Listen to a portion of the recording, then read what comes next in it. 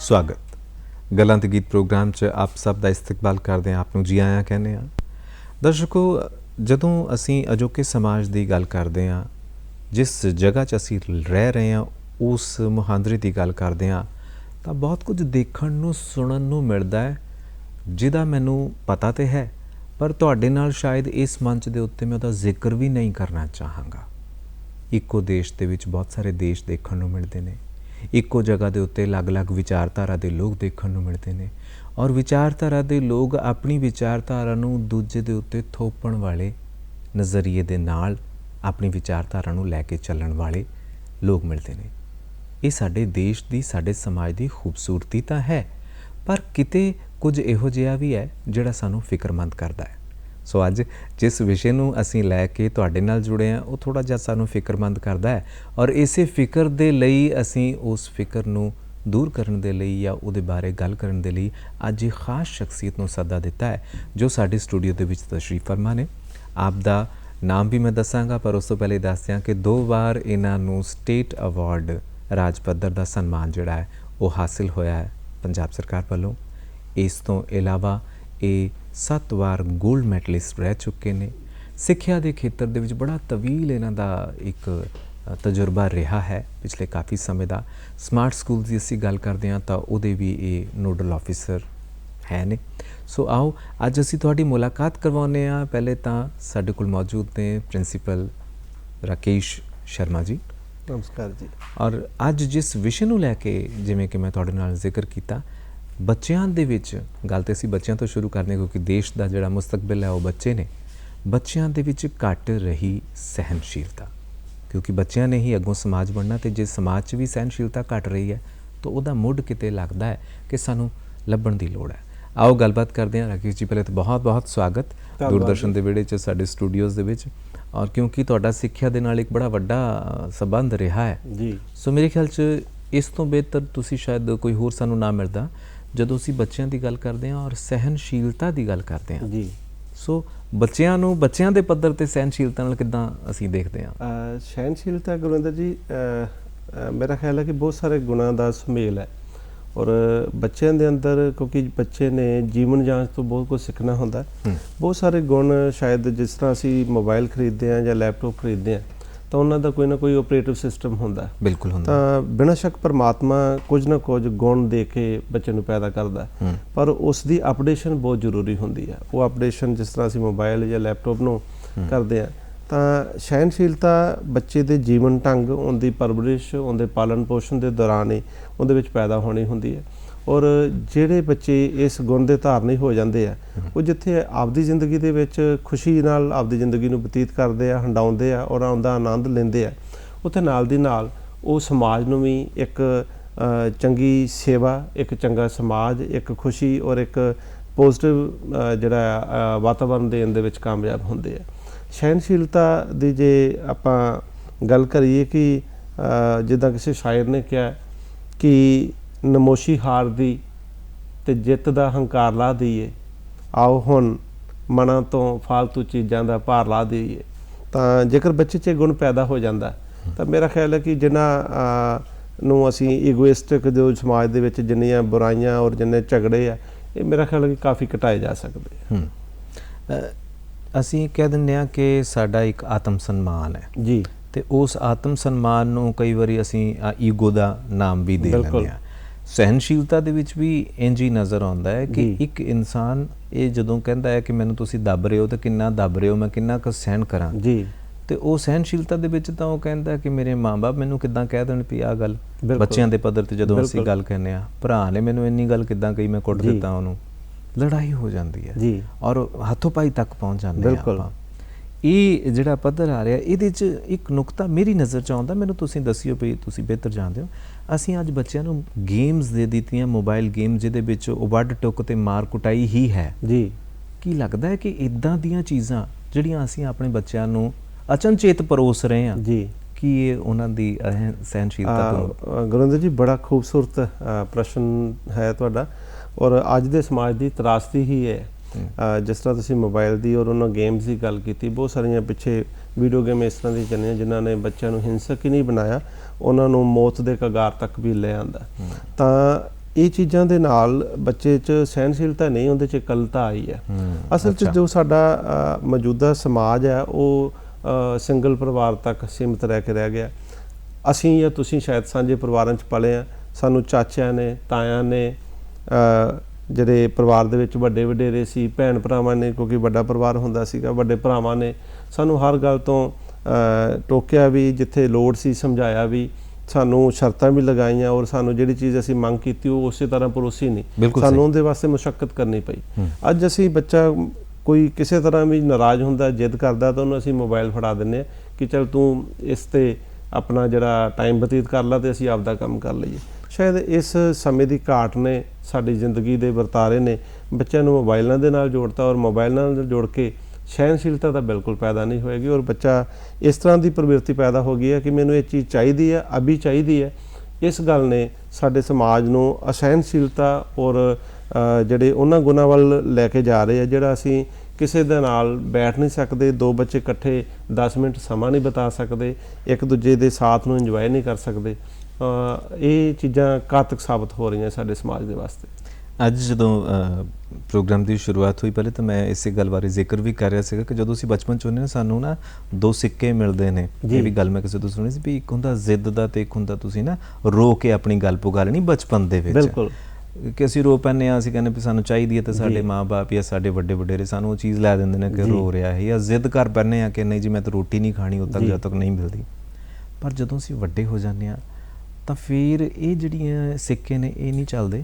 ਫਿਰ ਸਾਨੂੰ ਸਾਡੀ ਸਿਆਣਪ, ਸਾਡਾ ਤਰਕ ਜੋ ਆਪਣੇ ਅਸੀਂ ਗੁਰੂਆਂ ਤੋਂ, ਟੀਚਰਸ ਤੋਂ ਸਿੱਖਿਆ ਹੈ, ਉਹਨੂੰ ਚੰਗੀ ਤਰ੍ਹਾਂ ਆਪਣੀ ਗੱਲ ਨੂੰ ਕਹਿਣ ਦਾ ਵੱਲ, ਉਹ ਸਾਨੂੰ ਕਾਮਯਾਬੀ ਦੇ ਸਫ਼ਰ ਤੇ ਲੈ ਕੇ ਜਾਂਦਾ ਹੈ, ਜਿਹਦੇ 'ਚ ਇਹ ਸਹਿਣਸ਼ੀਲਤਾ ਵੀ ਆ ਜਾਂਦੀ ਹੈ। ਪੁਰਾਣੇ ਸਮੇਂ ਤੇ ਤਾਂ ਅਧਿਆਪਕ ਤੁਸੀਂ ਤੇ ਅਸੀਂ ਖੈਰ ਉਹਨਾਂ ਸਮੇਂ 'ਚ ਰਹੇ ਹਾਂ ਵੀ ਜਦੋਂ ਸਾਨੂੰ ਕੁੱਟ ਵੀ ਪੈਂਦੀ ਹੁੰਦੀ ਸੀਗੀ। ਅੱਜ ਉਹ ਸਮਾਂ ਬਦਲ ਗਿਆ ਤੇ ਅਸੀਂ ਸਹਿਣ ਵੀ ਕਰਦੇ ਸੀਗੇ ਕਿ ਹਾਂ ਮੇਰੀ ਗਲਤੀ ਹੈ। ਕਿਤੇ ਲੱਗਦਾ ਕਿ ਜਿਹੜਾ ਸਮਾਂ ਬਦਲਿਆ ਵੀ ਨਹੀਂ ਜੀ ਬੱਚੇ ਨੂੰ ਕੁਛ ਨਹੀਂ ਕਹਿਣਾ? ਗੁਰਿੰਦਰ ਜੀ, ਇਹ ਤਰਾਸਦੀ ਹੈ ਜਾਂ ਕਹਿ ਲਓ ਕਿ ਇਹਦੇ 'ਤੇ ਬਹੁਤਾ ਖੁੱਲ੍ਹ ਕੇ ਕਹਿਣਾ ਵੀ ਮੁਸ਼ਕਿਲ ਹੈ। ਪਰ ਅਸਲੀਅਤ ਇਹ ਹੈ ਕਿ ਜਿਹੜੇ ਬੂਟਿਆਂ ਨੂੰ ਝੱਖੜ, ਜਿਹੜੇ ਬੂਟਿਆਂ ਨੂੰ ਬਾਰਿਸ਼ਾਂ ਸਹਿਣ ਨਹੀਂ ਕਰਨੀਆਂ ਪੈਂਦੀਆਂ, ਉਹਨਾਂ ਦਾ ਝਾੜ ਵੀ ਘੱਟ ਹੁੰਦਾ। ਇਹਦੇ ਨਾਲ ਇੱਕ ਹੋਰ ਹੁੰਦੀ ਉਹ ਜਿਹੜੀ ਪ੍ਰੂਨਿੰਗ ਕਰਦੇ ਆ ਆਪਾਂ। ਬਿਲਕੁਲ ਜੀ, ਬਿਲਕੁਲ। ਜਿਹੜੀ ਉਹਦੀ ਕਟਿੰਗ ਹੈ, ਉਹਦੀ ਕਾਟ ਛਾਟ ਆ। ਜੇਕਰ ਬੂਟੇ ਨੂੰ ਖੂਬਸੂਰਤ ਬਣਾਉਣਾ, ਜੇਕਰ ਦਰਖਤ ਤੋਂ ਫਲ ਲੈਣਾ, ਤਾਂ ਉਹਦੀ ਪਰਵਰਿਸ਼ ਵੀ ਕਰਨੀ ਪਏਗੀ, ਕਾਟ ਛਾਟ ਵੀ ਕਰਨੀ ਪਏਗੀ, ਉਹਨੂੰ ਛਾਂਗਣਾ ਵੀ ਪਏਗਾ। ਤਾਂ ਜਦੋਂ ਅਸੀਂ ਕਿਸੇ ਨੂੰ ਛਾਂਗਣਾ ਛੱਡ ਦਿੰਦੇ ਤਾਂ ਫਿਰ ਉਹ ਜੰਗਲ ਤਾਂ ਬਣ ਸਕਦਾ, ਜੰਗਲ ਦਾ ਰੂਪ ਤਾਂ ਧਾਰਨ ਕਰ ਸਕਦਾ, ਪਰ ਉਹ ਸੋਹਣੇ ਸਜਾਵਟੀ ਬੂਟਿਆਂ ਦਾ ਔਰ ਸਾਡੇ ਬਾਗ ਦਾ, ਬਗੀਚੇ ਦਾ ਰੂਪ ਨਹੀਂ ਲੈ ਸਕਦਾ।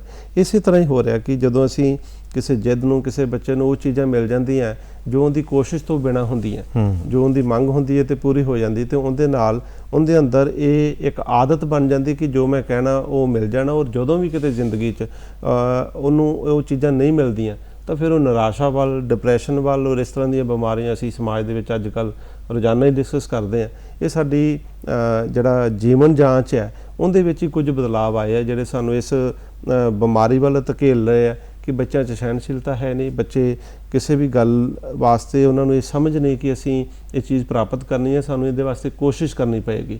ਤਾਂ ਕੋਸ਼ਿਸ਼ ਅਸੀਂ ਛੱਡ ਰਹੇ ਹਾਂ, ਪਰ ਚੀਜ਼ਾਂ ਅਸੀਂ ਪ੍ਰੋਵਾਈਡ ਕਰ ਰਹੇ ਹਾਂ। ਇਹਨਾਂ ਦੇ ਨਾਲ ਸਮਾਜ ਸ਼ਾਇਦ ਸਹੀ ਲੀਹਾਂ 'ਤੇ ਨਹੀਂ ਜਾ ਸਕਦਾ। ਅੱਛਾ, ਹੁਣ ਆਉਂਦੇ ਹਾਂ ਵੀ ਜਦੋਂ ਅਸੀਂ ਗੱਲ ਕਰਦੇ ਹਾਂ ਕਿ ਸਹਿਣਸ਼ੀਲਤਾ ਇੱਕ ਗੁਣ ਹੈ ਨਾ, ਇੱਕ ਵਿਅਕਤੀ ਦਾ ਗੁਣ ਹੈ, ਔਰ ਇਹੀ ਗੁਣ ਜਿਹੜਾ ਸਮਾਜ ਦਾ ਵੀ ਗੁਣ ਬਣਦਾ ਹੈ, ਔਰ ਸਮਾਜ ਤੋਂ ਹੀ ਤੁਹਾਡੇ ਦੇਸ਼ ਦੀ ਪਛਾਣ ਵੀ ਬਣਦੀ ਹੈ ਕਿ ਇਸ ਦੇਸ਼ ਦੇ ਲੋਕ ਜਿਹੜੇ ਨੇ ਮਿਹਨਤੀ ਹੈ ਨੇ ਜਾਂ ਨਹੀਂ ਨੇ। ਕੀ ਸਹਿਣਸ਼ੀਲਤਾ ਇੱਕ ਇਨਸਾਨ ਦੇ ਵਿੱਚ ਸਹਿਜ ਸੁਭਾਅ ਕੁਦਰਤ ਵੱਲੋਂ ਹੀ ਹੁੰਦੀ ਹੈ ਜਾਂ ਹੋ ਸਕਦੀ ਹੈ, ਜਾਂ ਇਹਨੂੰ ਬਣਾਇਆ ਜਾ ਸਕਦਾ ਹੈ, ਤਰਾਸ਼ਿਆ ਜਾ ਸਕਦਾ ਹੈ, ਪਾਇਆ ਜਾ ਸਕਦਾ ਹੈ? ਬਿਲਕੁਲ, ਬੜਾ ਵਾਜਬ ਜਿਹੜਾ ਸਵਾਲ ਹੈ ਕਿ ਸਹਿਣਸ਼ੀਲਤਾ ਜਿੱਥੇ ਇੱਕ ਕੁਦਰਤੀ ਗੁਣ ਵੀ ਹੁੰਦਾ, ਕੁਝ ਬੱਚਿਆਂ ਦਾ ਅਸੀਂ ਸੁਭਾਅ ਦੇਖਦੇ ਹਾਂ ਕਿ ਉਹ ਕੁਦਰਤੀ ਸ਼ਾਂਤ ਸੁਭਾਅ ਦੇ ਹੁੰਦੇ ਆ, ਜ਼ਿਆਦਾ ਰਿਐਕਟ ਨਹੀਂ ਕਰਦੇ, ਪਰ ਜਿਹੜਾ ਉਹਦਾ ਜੀਵਨ ਜਾਂਚ ਹੈ, ਉਹਦਾ ਜਿਹੜਾ ਪਰਵਰਿਸ਼ ਹੈ, ਉਹ ਸਭ ਤੋਂ ਵੱਧ ਉਹਦੇ 'ਤੇ ਪ੍ਰਭਾਵ ਪਾਉਂਦੀ ਹੈ। ਜਿਹੜੇ ਬੱਚੇ ਇਕੱਲੇ ਪਰਿਵਾਰ 'ਚ ਪਲੇ ਆ, ਜਿਨ੍ਹਾਂ ਦੇ ਅਸੀਂ ਅੱਜ ਕੱਲ੍ਹ ਦੇਖਦੇ ਜੀ ਇੱਕ ਹੀ ਲੜਕਾ ਹੈ ਜੀ ਜਾਂ ਇੱਕ ਹੀ ਲੜਕੀ ਹੈ, ਔਰ ਉਹਨਾਂ ਨੇ ਜੇ ਮੰਗਿਆ, ਜੇ ਕੋਈ ਜਿੱਦ ਮੰਗੀ, ਜੇ ਉਹ ਰੋ ਗਿਆ, ਅਸੀਂ ਬੱਚੇ ਨੂੰ ਰੋਣ ਤੱਕ ਨਹੀਂ ਦਿੰਦੇ, ਔਰ ਰੋਣ ਤੋਂ ਪਹਿਲਾਂ ਉਹਦੀ ਜਿਹੜੀ ਖੁਆਇਸ਼ ਪੂਰੀ ਕਰ ਦਿੰਦੇ ਹਾਂ। ਤਾਂ ਇਹਦੇ ਨਾਲ ਉਹਦੇ ਅੰਦਰ ਉਹ ਭਾਵਨਾ ਪੈਦਾ ਹੋ ਜਾਂਦੀ ਕਿ ਜੋ ਮੇਰਾ ਰਾਈਟ ਬਣ ਗਿਆ ਇਹ ਚੀਜ਼। ਸਾਡੇ ਜਾਂ ਤੁਹਾਡੇ ਵੇਲੇ 'ਚ ਕੀ ਹੁੰਦਾ ਸੀਗਾ ਕਿ ਜੇਕਰ ਅਸੀਂ 10 ਰੁਪਏ ਵੀ ਲੈਣੇ ਆ ਤਾਂ ਮਾਂ-ਬਾਪ ਸਾਨੂੰ ਕੋਈ ਨਾ ਕੋਈ ਸ਼ਰਤ ਰੱਖ ਦਿੰਦੇ ਸੀਗੇ, ਭਾਈ ਤੁਸੀਂ ਮੱਝਾਂ ਨੂੰ ਪਾਣੀ ਪਿਆ ਦਿਓ, ਜਾਂ ਤੁਸੀਂ ਪੱਠੇ ਕੁਤਰ ਕੇ ਲੈ ਆਓ, ਜਾਂ ਤੁਸੀਂ ਦੁਕਾਨ ਤੋਂ ਜਾ ਕੇ ਸੌਦਾ ਲੈ ਆਓ, ਉਸ ਤੋਂ ਬਾਅਦ ਤੁਹਾਨੂੰ ਇਹ ਚੀਜ਼ਾਂ ਮਿਲ ਜਾਣਗੀਆਂ। ਤਾਂ ਅੱਜ ਲੋੜ ਹੈ ਸਾਨੂੰ ਬੱਚਿਆਂ ਦੀਆਂ ਬਿਨਾਂ ਸ਼ਰਤ ਤੋਂ ਸ਼ਰਤਾਂ ਪੂਰੀਆਂ ਨਹੀਂ ਕਰਨੀਆਂ ਚਾਹੀਦੀਆਂ। ਜੇਕਰ ਬੱਚਾ ਕੋਈ ਸ਼ਰਤ, ਕੋਈ ਡਿਮਾਂਡ ਰੱਖਦਾ ਤਾਂ ਉਹਦੇ ਵਾਸਤੇ ਵੀ ਸਾਨੂੰ ਸ਼ਰਤ ਰੱਖਣੀ ਚਾਹੀਦੀ ਹੈ ਕਿ ਤੁਸੀਂ ਜੇਕਰ ਪੜ੍ਹਾਈ ਦੀ ਹੀ ਗੱਲ ਕਰ ਲਈਏ ਤਾਂ ਬੱਚੇ ਨੂੰ ਕਿਹਾ ਜਾ ਸਕਦਾ ਕਿ ਸਾਈਕਲ ਲੈਣਾ ਤੇ ਬਿਲਕੁਲ ਮਿਲੇਗਾ, ਪਰ ਮਿਲੇਗਾ ਉਦੋਂ ਜਦੋਂ ਤੁਸੀਂ ਜਮਾਤ ਦੇ ਵਿੱਚੋਂ ਪਹਿਲੇ ਨੰਬਰ ਤੇ ਆਓਗੇ, ਦੂਜੇ ਨੰਬਰ ਤੇ ਆਓਗੇ, ਜਾਂ ਤੁਸੀਂ ਇੰਨੇ % ਨੰਬਰ ਪ੍ਰਾਪਤ ਕਰ ਲਓਗੇ। ਘਰ ਦੇ ਵਿੱਚ ਜੇਕਰ ਕੋਈ ਉਹ ਰੱਖਦਾ ਤਾਂ ਉਹਨੂੰ ਕਿਹਾ ਜਾ ਸਕਦਾ ਕਿ ਤੁਸੀਂ ਮਹਿਮਾਨ ਆਏ ਆ, ਇਹਨਾਂ ਨੂੰ ਖਾਣਾ ਖਵਾਓ, ਇਹਨਾਂ ਨੂੰ ਚਾਹ ਪਾਣੀ ਪਿਆਓ, ਇਹਨਾਂ ਨੂੰ ਇੱਜ਼ਤ ਮਾਣ ਦਿਓ, ਉਸ ਤੋਂ ਬਾਅਦ ਤੁਹਾਨੂੰ ਜਿਹੜੇ 10 ਰੁਪਏ ਮਿਲ ਜਾਣਗੇ, ਤੁਸੀਂ ਬਾਜ਼ਾਰ ਜਾ ਕੇ ਆਪਣੀ ਜੋ ਚੀਜ਼ ਖਾਣੀ ਹੈ ਖਾ ਲਓ। ਪਰ ਇਹਦਾ ਉਲਟਾ ਵੀ ਦੇਖਿਆ ਨਾ ਮੈਂ, ਮਾਂ-ਬਾਪ ਤਾਂ ਚਲੋ ਅੱਜ ਦੇ ਜਿਹੜੇ ਨੇ ਉਹ ਤੁਹਾਡੀ ਗੱਲ ਨੂੰ ਸੁਣ ਕੇ ਇਦਾਂ ਕਰਦੇ ਵੀ ਹੋਣਗੇ, ਪਰ ਦਾਦਾ ਦਾਦੀ ਕਹਿੰਦੇ ਛੱਡ ਤੂੰ, ਮੈਂ ਦਿੰਨੀ ਆ ਜੀ। ਉਹ ਮੂਲ ਨਾਲੋਂ ਵਿਆਜ ਪਿਆਰਾ, ਇਹ ਅਕਸਰ ਹੀ ਕਿਹਾ ਜਾਂਦਾ। ਵੈਸੇ ਜੇ ਕਿਹਾ ਜਾਵੇ ਤਾਂ ਮੇਰਾ ਖਿਆਲ ਹੈ ਕਿ ਇਹਦੇ ਨਾਲ ਇੱਕ ਸਮਤੋਲ ਬਣ ਜਾਂਦਾ ਸੀਗਾ। ਅੱਛਾ। ਪਰਿਵਾਰ ਦੇ ਵਿੱਚ ਜਦੋਂ ਬਾਪ ਡਾਂਟਦਾ ਤੇ ਦਾਦਾ ਜੀ ਉਸ ਬੱਚੇ ਨੂੰ ਵਰਚਾ ਲੈਂਦੇ ਸੀਗੇ ਤੇ ਉਹਦੇ ਅੰਦਰ ਇੱਕ ਨਿਮਰਤਾ ਆ ਜਾਂਦੀ ਸੀਗੀ, ਭਾਵ ਆ ਜਾਂਦਾ ਸੀਗਾ ਕਿ ਮੈਨੂੰ ਕੋਈ ਮੇਰਾ ਜਿਹੜਾ ਹੈਗਾ ਉਹ ਪੈਰਵਾਈ ਕਰਨ ਵਾਲਾ ਵੀ ਹੈਗਾ। ਦੂਜੇ ਪਾਸੇ ਉਹਦੇ ਮਨ 'ਚ ਇੱਕ ਇਹ ਵੀ ਵਿਸ਼ਵਾਸ ਜਾਂ ਇੱਕ ਇਹ ਵੀ ਧਾਰਨਾ ਹੁੰਦੀ ਸੀਗੀ ਕਿ ਮੈਨੂੰ ਡਾਂਟ ਵੀ ਪਵੇਗੀ। ਇਹ ਦੋਵਾਂ ਚੀਜ਼ਾਂ ਦੇ ਸੁਮੇਲ ਨਾਲ ਹੀ ਇੱਕ ਅੱਛਾ ਇਨਸਾਨ ਜਿਹੜਾ ਹੈ ਉਹਨੇ ਬਣਨਾ ਹੁੰਦਾ, ਔਰ ਉਹਦੇ 'ਚ ਇਹ ਗੁਣ ਆਉਣੇ ਹੁੰਦੇ ਆ। ਸਹਿਣਸ਼ੀਲਤਾ ਇਸ ਤਰ੍ਹਾਂ ਦਾ ਕੁਛ ਨਹੀਂ ਹੈ ਕਿ ਉਹਨੂੰ ਕੋਈ ਟੈਬਲੇਟ ਦਿੱਤੀ ਜਾਂ ਉਹਦੇ 'ਚ ਸਹਿਣਸ਼ੀਲਤਾ ਆ ਜੀ। ਤਾਂ ਇਹ ਸਾਂਝੇ ਪਰਿਵਾਰਾਂ ਦੇ ਵਿੱਚ ਇਹ ਬੜੇ ਅੱਛੇ ਗੁਣ ਸੀਗੇ ਕਿ ਇੱਕ ਨੇ ਡਾਂਟ ਲਿਆ, ਦੂਜੇ ਨੇ ਵਰਚਾ ਲਿਆ, ਤਾਂ ਉਹਦੇ ਨਾਲ ਉਸ ਬੱਚੇ ਦੇ ਅੰਦਰ ਜਿੱਥੇ ਡਾਂਟ ਨੂੰ ਸਹਿਣ ਦੀ ਇੱਕ ਜਜ਼ਬਾ ਪੈਦਾ ਹੋ ਜਾਂਦਾ ਸੀਗਾ, ਉੱਥੇ ਇੱਕ ਆਸਰਾ ਵੀ ਹੁੰਦਾ ਸੀਗਾ ਕਿ ਮੈਨੂੰ ਪਤਾ ਕਿ ਮੇਰੇ ਦਾਦਾ ਜਾਂ ਦਾਦੀ ਜੀ ਨੇ ਮੈਨੂੰ ਇਸ ਗੱਲ ਤੋਂ ਬਚਾ ਵੀ ਲੈਣਾ ਔਰ ਮੈਨੂੰ ਸਮਝਾ ਵੀ ਦੇਣਾ। ਅਕਸਰ ਵੱਡੇ ਲੋਕ ਉਸੇ ਹੀ ਚੀਜ਼ ਨੂੰ ਜਿਹੜੇ ਅਸੀਂ ਬਹੁਤ ਕਾਹਲੀ ਦੇ ਵਿੱਚ ਜਾਂ ਬੱਚਿਆਂ ਨੂੰ ਕਿਸੇ ਸ਼ਾਇਦ ਗਲਤ ਢੰਗ ਨਾਲ ਕਹਿੰਦੇ ਸੀਗੇ, ਉਹ ਬਹੁਤ ਸੁਲਝੇ ਹੋਏ ਹੁੰਦੇ ਸੀ, ਜੀਵਨ ਦਾ ਤਜਰਬਾ ਹੁੰਦਾ ਸੀਗਾ, ਉਹੀ ਗੱਲ ਉਹ ਬੱਚਿਆਂ ਨੂੰ ਬੜੇ ਪਿਆਰ ਨਾਲ ਸਮਝਾਉਣ 'ਚ ਕਾਮਯਾਬ ਵੀ ਹੋ ਜਾਂਦੇ ਸੀਗੇ ਔਰ ਬੱਚਾ ਉਹਨਾਂ ਦੀ ਗੱਲ ਨੂੰ ਮੰਨ ਵੀ ਲੈਂਦਾ ਸੀ। ਤਾਂ ਇਹਦੇ ਨਾਲ ਇਹ ਗੁਣ ਜਿਹੜੇ ਪਣਪਦੇ ਰਹਿੰਦੇ ਸੀਗੇ ਸਾਂਝੇ ਪਰਿਵਾਰ ਦੇ ਵਿੱਚ, ਜਿਨ੍ਹਾਂ ਤੋਂ ਸ਼ਾਇਦ ਹੁਣ ਅਸੀਂ ਵਿਰਵੇ ਹੁੰਦੇ ਜਾ ਰਹੇ ਹਾਂ। ਇੱਕ ਗੁਣ ਦੇ ਨਾਲ ਹੀ ਬਹੁਤ ਸਾਰੇ ਗੁਣ ਵੀ ਜੁੜੇ ਹੁੰਦੇ ਨੇ ਜੀ। ਜਦੋਂ ਤੁਸੀਂ ਇੱਕ ਚੀਜ਼ ਚੱਕਦੇ ਹੋ ਤਾਂ ਉਹਦਾ ਫਾਇਦਾ ਕਈ ਪਾਸੇ ਤੁਹਾਨੂੰ ਮਿਲਦਾ ਹੈ। ਬਿਲਕੁਲ। ਸਹਿਣਸ਼ੀਲਤਾ ਦੇ ਗੁਣ ਦਾ ਫਾਇਦਾ ਤੁਹਾਨੂੰ ਕਿੱਥੇ ਲੱਗਦਾ ਹੈ ਕਿ ਇੱਕ ਇਨਸਾਨ ਨੂੰ ਹੁੰਦਾ ਹੈ? ਜ਼ਿੰਦਗੀ 'ਚ ਮੇਰਾ ਖਿਆਲ ਹੈ ਕਿ ਸਹਿਣਸ਼ੀਲ ਇਨਸਾਨ ਹੈ ਜਿਹੜਾ, ਉਹ ਜਿੱਥੇ ਪਰਿਵਾਰ ਦੀ ਪਰਵਰਿਸ਼ ਚੰਗੀ ਕਰ ਪਾਉਂਦਾ, ਜਿੱਥੇ ਸਮਾਜ ਦੇ ਵਿੱਚ ਚੰਗਾ ਪ੍ਰਭਾਵ ਦੇ ਪਾਉਂਦਾ, ਜਿੱਥੇ ਵੀ ਉਹ ਵਿਚਰੇਗਾ ਇੱਕ ਕਿਉਂਕਿ ਜਿੱਤ ਨੂੰ ਜਿਹੜਾ ਮੰਨਣਾ ਔਰ ਹਾਰ ਨੂੰ ਬਰਦਾਸ਼ਤ ਕਰਨਾ ਇਹ ਬਹੁਤ ਜ਼ਰੂਰੀ ਹੈ। ਔਰ ਕੋਈ ਇਨਸਾਨ ਇਸ ਤਰ੍ਹਾਂ ਦਾ ਸਾਨੂੰ ਨਹੀਂ ਮਿਲੇਗਾ ਕਿ ਜਿਹੜਾ ਜ਼ਿੰਦਗੀ 'ਚ ਹਮੇਸ਼ਾ ਜਿੱਤੇ ਹੀ ਹੋਵੇ ਜਾਂ ਜਿਹੜਾ ਹਮੇਸ਼ਾ ਹਾਰੇ ਹੀ ਹੋਵੇ। ਸਾਡੇ ਕੋਲ ਅਜਿਹੀਆਂ ਅਨੇਕਾਂ ਉਦਾਹਰਨਾਂ ਆ ਜਿਨ੍ਹਾਂ 'ਚ ਅਸੀਂ ਲਿੰਕਨ ਦੀ ਗੱਲ ਕਰ ਸਕਦੇ ਹਾਂ, ਅਸੀਂ ਮਹਾਤਮਾ ਗਾਂਧੀ ਦੀ ਗੱਲ ਕਰ ਸਕਦੇ ਹਾਂ, ਅਸੀਂ ਸਾਡੇ ਜਿਹੜੇ ਸਰਮੋਰ ਸਰਬੰਸਦਾਨੀ ਹੈ ਗੁਰੂ ਗੋਬਿੰਦ ਸਿੰਘ ਜੀ ਨੇ, ਜਿਨ੍ਹਾਂ ਨੇ ਚਾਰੇ ਪੁੱਤ ਵਾਰੇ, ਆਪ ਵਾਰਿਆ, ਪਰਿਵਾਰ ਵਾਰਿਆ। ਤਾਂ ਸਾਡੇ ਕੋਲ ਇੰਨੀਆਂ ਕੁ ਉਦਾਹਰਨਾਂ ਹੈਗੀਆਂ ਕਿ ਜਿਨ੍ਹਾਂ ਤੋਂ ਅਸੀਂ ਇਸ ਗੁਣ ਨੂੰ, ਭਗਤ ਸਿੰਘ ਦੀ ਗੱਲ ਕਰ ਸਕਦੇ ਹਾਂ ਜਿਨ੍ਹਾਂ ਨੇ ਦੇਸ਼ ਦੀ ਖਾਤਰ ਪਤਾ ਨਹੀਂ ਕਿੰਨੇ ਕੁ ਤਸੀਹੇ ਝੱਲੇ ਔਰ ਉਹ ਤਸੀਹੇ ਝੱਲਦਿਆਂ ਹੋਇਆਂ ਵੀ ਫਾਂਸੀ ਦੀ ਸਜ਼ਾ ਮਾਫ਼ ਕਰਾਉਣ ਦੀ ਕੋਸ਼ਿਸ਼ ਨਹੀਂ ਕੀਤੀ। ਤਾਂ ਉਹਨਾਂ ਦਾ ਬਰਦਾਸ਼ਤ, ਉਹਨਾਂ ਦਾ ਮਾਦਾ ਇਹ ਕਿੰਨਾ ਕੁ ਹੋਏਗਾ ਕਿ ਉਹਨਾਂ ਨੇ ਸਮਾਜ ਨੂੰ ਕੀ ਦਿੱਤਾ। ਉਹਨਾਂ ਨੇ ਜੋ ਬਰਦਾਸ਼ਤ ਕੀਤਾ, ਉਸ ਬਰਦਾਸ਼ਤ ਕਰਨ ਦੇ ਨਾਲ ਸਾਡੇ ਦੇਸ਼ ਨੂੰ ਆਜ਼ਾਦੀ ਮਿਲੀ। ਅਸੀਂ ਅੱਜ ਆਜ਼ਾਦ ਫਿਜ਼ਾ ਦੇ ਵਿੱਚ ਜਿਹੜੇ ਸਾਹ ਲੈ ਰਹੇ ਹਾਂ, ਤਾਂ ਇਹ ਚੀਜ਼ਾਂ ਸਾਨੂੰ ਸਮਝਣ ਦੀ ਲੋੜ ਹੈ। ਸਾਡਾ ਦੇਸ਼, ਸਾਡਾ ਸੂਬਾ, ਸਾਡਾ ਪੰਜਾਬ, ਸਾਡੀ ਦੁਨੀਆ ਇਹੋ ਜਿਹੀਆਂ ਹਜ਼ਾਰਾਂ ਉਦਾਹਰਨਾਂ ਦੇ ਨਾਲ ਭਰੀਆਂ ਹੋਈਆਂ ਔਰ ਜਿਹੜੇ ਵੀ ਇਨਸਾਨ ਦੇ ਵਿੱਚ ਸਹਿਣਸ਼ੀਲਤਾ ਹੈ, ਮੇਰਾ ਖਿਆਲ ਹੈ ਕਿ ਦੁਨੀਆ ਦੇ ਜਿੰਨੇ ਵੀ ਪ੍ਰਮੁੱਖ, ਜਿੰਨੇ ਵੀ ਵਿਦਵਾਨ, ਜਿੰਨੇ ਵੀ ਕਾਮਯਾਬ ਇਨਸਾਨ ਤੁਸੀਂ ਜੇ ਉਹਨਾਂ ਦੀ ਉਦਾਹਰਨ ਲਓਗੇ ਤਾਂ ਉਹਨਾਂ ਵਿੱਚ ਹੋਰ ਕੋਈ ਗੁਣ ਹੋਵੇ ਨਾ ਹੋਵੇ, ਇੱਕ ਗੁਣ ਤੁਹਾਨੂੰ ਸਹਿਣਸ਼ੀਲਤਾ ਦਾ ਜ਼ਰੂਰ ਮਿਲ ਜਾਏਗਾ। ਸਾਇੰਟਿਸਟ ਦੀ ਗੱਲ ਕਰ ਲਈਏ, ਐਡੀਸਨ ਦੀ ਗੱਲ ਕਰ ਲਈਏ, ਮੇਰਾ ਖਿਆਲ ਹੈ ਕਿ 1000 ਵਾਰ ਉਹਨਾਂ ਨੇ ਬਲਬ ਨੂੰ ਜਗਾਉਣ ਦੀ ਕੋਸ਼ਿਸ਼ ਕੀਤੀ, ਨਹੀਂ ਕਾਮਯਾਬ ਹੋਏ। ਜੇ ਸਹਿਣਸ਼ੀਲਤਾ ਨਾ ਹੁੰਦੀ ਸ਼ਾਇਦ ਉਹ ਦੂਜੀ ਵਾਰੀ ਇਸ ਚੀਜ਼ ਨੂੰ ਛੱਡ ਦਿੰਦੇ ਤੇ ਅੱਜ ਅਸੀਂ ਰੋਸ਼ਨੀ ਦੇ ਵਿੱਚ ਇਹ ਪ੍ਰੋਗਰਾਮ ਨਾ ਕਰ ਰਹੇ ਹੁੰਦੇ। ਤਾਂ ਇਹ ਸਹਿਣਸ਼ੀਲਤਾ ਜਿਹੜੀ ਹੈ ਸਾਡੇ ਜੀਵਨ ਜਾਂਚ ਦੇ ਵਿੱਚੋਂ, ਸਾਡੇ ਤਜਰਬੇ ਦੇ ਵਿੱਚੋਂ, ਸਾਡੇ ਸੰਘਰਸ਼ ਦੇ ਵਿੱਚੋਂ ਨਿਕਲਦੀ ਹੈ। ਜੀ। ਸਾਡੀ ਸਿੱਖਿਆ ਪ੍ਰਣਾਲੀ ਜਿਹੜੀ ਹੈ ਜਿਹਦੇ 'ਚ ਸਾਨੂੰ ਨੰਬਰ ਮਿਲਦੇ ਨੇ ਕਿ ਹਾਂਜੀ ਸਾਇੰਸ ਤੋਂ ਇੰਨੀ ਪੜ੍ਹੀ ਹੈ, ਤੇਰੇ ਇੰਨੇ ਨੰਬਰ ਨੇ, ਅੰਗਰੇਜ਼ੀ 'ਚ ਇੰਨੇ ਨੇ, ਪੰਜਾਬੀ 'ਚ ਇੰਨੇ ਨੇ, ਕਿ ਇਹ ਜਿਹੜੇ ਮੋਰਲ ਐਥਿਕਸ ਨੇ ਸਾਡੇ ਸੁਭਾਅ ਦਾ ਜਿਹੜਾ ਹਿੱਸਾ ਬਣਦੇ ਨੇ, ਜੋ ਸਾਡੀ ਸ਼ਖਸੀਅਤ ਦਾ ਹਿੱਸਾ ਬਣਦੇ ਨੇ, ਕਿ ਇਹਨਾਂ ਦਾ ਵੀ ਤੁਹਾਨੂੰ ਲੱਗਦਾ ਹੈ ਕਿ ਸਿੱਖਿਆ ਪ੍ਰਣਾਲੀ ਦੇ ਤਹਿਤ ਸਾਡੇ ਜਿਹੜੇ ਅਧਿਆਪਕ ਨੇ ਜਾਂ ਜਿਹੜੀ ਸਾਡੀ ਸਿੱਖਿਆ ਪ੍ਰਣਾਲੀ ਹੈ ਉਹਦੇ 'ਚ ਉਹਨੂੰ ਸਵਾਰਿਆ ਤਰਾਸ਼ਿਆ ਜਾਂਦਾ ਹੈ? ਬਿਲਕੁਲ ਜੀ, ਬਿਲਕੁਲ। ਮੇਰਾ ਖਿਆਲ ਹੈ ਕਿ ਮੇਰਾ 24 ਸਾਲ ਦਾ ਅਧਿਆਪਨ ਦਾ ਤਜਰਬਾ, ਮੈਂ ਵੇਖਿਆ ਕਿ ਅਧਿਆਪਕ ਰੋਲ ਮਾਡਲ ਹੁੰਦਾ ਬੱਚੇ ਦਾ। ਅਸੀਂ ਅਕਸਰ ਇਹ ਗੱਲਾਂ ਸੁਣਦੇ ਹਾਂ ਕਿ ਮਾਂ-ਬਾਪ ਕੋਈ ਗੱਲ ਕਹਿ ਰਿਹਾ ਹੁੰਦਾ, ਸ਼ਾਇਦ ਉਹ ਠੀਕ ਵੀ ਕਹਿ ਰਿਹਾ ਹੁੰਦਾ, ਪਰ ਬੱਚਾ ਇਹ ਕਹਿ ਰਿਹਾ ਹੁੰਦਾ ਕਿ ਮੇਰੇ ਟੀਚਰ ਨੇ ਇਹ ਕਿਹਾ, ਮੇਰੇ ਅਧਿਆਪਕ ਨੇ ਇਹ ਦੱਸਿਆ।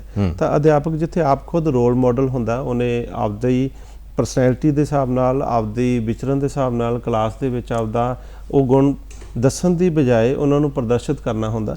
ਨਾਲ ਦੀ ਨਾਲ ਉਹਨਾਂ ਕੋਲ ਮੇਰੀ ਇਹ ਜੋ ਇੱਛਾ ਹੁੰਦੀ ਹੈ ਜਾਂ ਗੁਜ਼ਾਰਿਸ਼ ਹੁੰਦੀ ਹੈ ਅਧਿਆਪਕਾਂ ਨੂੰ ਕਿ ਅਸੀਂ ਜੇਕਰ 40 ਮਿੰਟ ਦਾ ਪੀਰੀਅਡ ਹੈ ਤਾਂ ਉਹਦੇ ਵਿੱਚ 5 ਮਿੰਟ ਅਸੀਂ ਬੱਚਿਆਂ ਨੂੰ ਅਜਿਹੀਆਂ ਗੱਲਾਂ, ਅਜਿਹੀਆਂ ਪ੍ਰਵਿਰਤੀਆਂ, ਅਜਿਹੇ ਉਦਾਹਰਨਾਂ ਦੇ ਨਾਲ ਜ਼ਰੂਰ ਲੋਤ-ਪੋਤ ਕਰੀਏ ਜਿਨ੍ਹਾਂ ਦੇ ਨਾਲ ਉਹਨਾਂ ਦੇ ਨੈਤਿਕ ਗੁਣ ਪੈਦਾ ਹੋ ਸਕਣ।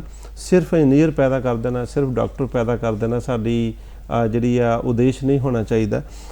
ਅੱਛੇ ਇਨਸਾਨ ਪੈਦਾ ਕਰਨ ਵਾਸਤੇ ਸਾਨੂੰ ਕੋਸ਼ਿਸ਼ ਕਰਨੀ ਚਾਹੀਦੀ, ਔਰ ਅੱਛੇ ਇਨਸਾਨ ਪੈਦਾ ਕਰਨ ਵਾਸਤੇ ਦੁਨੀਆ ਦੇ ਹਰ ਵਿਸ਼ੇ ਨੂੰ ਪੜ੍ਹਾਉਂਦਿਆਂ ਹੋਇਆਂ, ਸਾਇੰਸ ਆ, ਮੈਥ ਆ, ਜਾਂ ਕੋਈ ਵੀ ਵਿਸ਼ਾ ਪੜ੍ਹਾਉਂਦਿਆਂ ਹੋਇਆਂ ਇਸ ਗੱਲ ਦਾ ਧਿਆਨ ਜ਼ਰੂਰ ਰੱਖਣਾ ਚਾਹੀਦਾ ਕਿ ਇਹਨੇ ਸਮਾਜ ਦੇ ਵਿੱਚ ਵਿਚਰਨਾ, ਔਰ ਸਮਾਜ ਦੇ ਵਿੱਚ ਵਿਚਰਨ ਵਾਸਤੇ ਸਿਰਫ ਟੈਕਨੀਕਲ ਨੌਲੇਜ ਨਹੀਂ ਚਾਹੀਦੀ, ਤੁਹਾਨੂੰ ਇੱਕ ਸਮਾਜਿਕ ਗੁਣਾਂ ਦਾ ਧਾਰਨੀ ਹੋਣਾ ਚਾਹੀਦਾ ਜਿਹਦੇ ਵਿੱਚ ਸਹਿਨਸ਼ੀਲਤਾ ਜ਼ਰੂਰੀ ਹੈ। ਔਰ ਅਧਿਆਪਨ ਦੇ ਵਿੱਚ, ਸਕੂਲ ਦੇ ਵਿੱਚ ਮੈਂ ਸਮਝਦਾ ਕਿ ਜੇਕਰ ਅਸੀਂ ਬੱਚਿਆਂ ਨੂੰ ਜ਼ਿੰਮੇਵਾਰੀਆਂ ਦਈਏ, ਜੇਕਰ ਅਸੀਂ ਕਲਾਸ ਦੇ ਮੋਨੀਟਰ ਨੂੰ ਜ਼ਿੰਮੇਵਾਰੀ ਦਿੰਦੇ ਹਾਂ, ਬੱਚਿਆਂ ਨੂੰ ਜੇਕਰ ਅਸੀਂ ਲਾਈਟ ਆਫ ਕਰਨ ਦੀ ਜਾਂ ਪੱਖੇ ਬੰਦ ਕਰਕੇ ਕਲਾਸ ਤੋਂ ਬਾਹਰ ਆਉਣ ਦੀ ਜਿਹੜੀ ਸੁਝਾਅ ਦਿੰਦੇ ਹਾਂ, ਤੇ ਇਹਨਾਂ ਗੱਲਾਂ ਦੇ ਨਾਲ ਜਿੱਥੇ ਉਹ ਜ਼ਿੰਮੇਵਾਰੀਆਂ ਦਾ ਨਿਰਵਾਹ ਕਰਦਾ, ਜ਼ਿੰਮੇਵਾਰੀਆਂ ਦਾ ਨਿਰਵਾਹ ਕਰਦਾ ਹੋਇਆ ਹੀ ਉਹਦੇ ਅੰਦਰ ਇਹ ਗੁਣ ਪੈਦਾ ਜਿਹੜੇ ਆ ਸਹਿਨਸ਼ੀਲਤਾ ਦੇ, ਔਰ ਹੋਰ ਗੁਣ ਹੈ ਜਿਹੜੇ ਸਬਰ ਦੇ, ਸੰਤੋਖ ਦੇ, ਔਰ ਆਪਦੇ ਆਪ ਨੂੰ ਠੀਕ ਕਰਨ ਦੇ ਗੁਣ ਪੈਦਾ ਹੋ ਜਾਂਦੇ।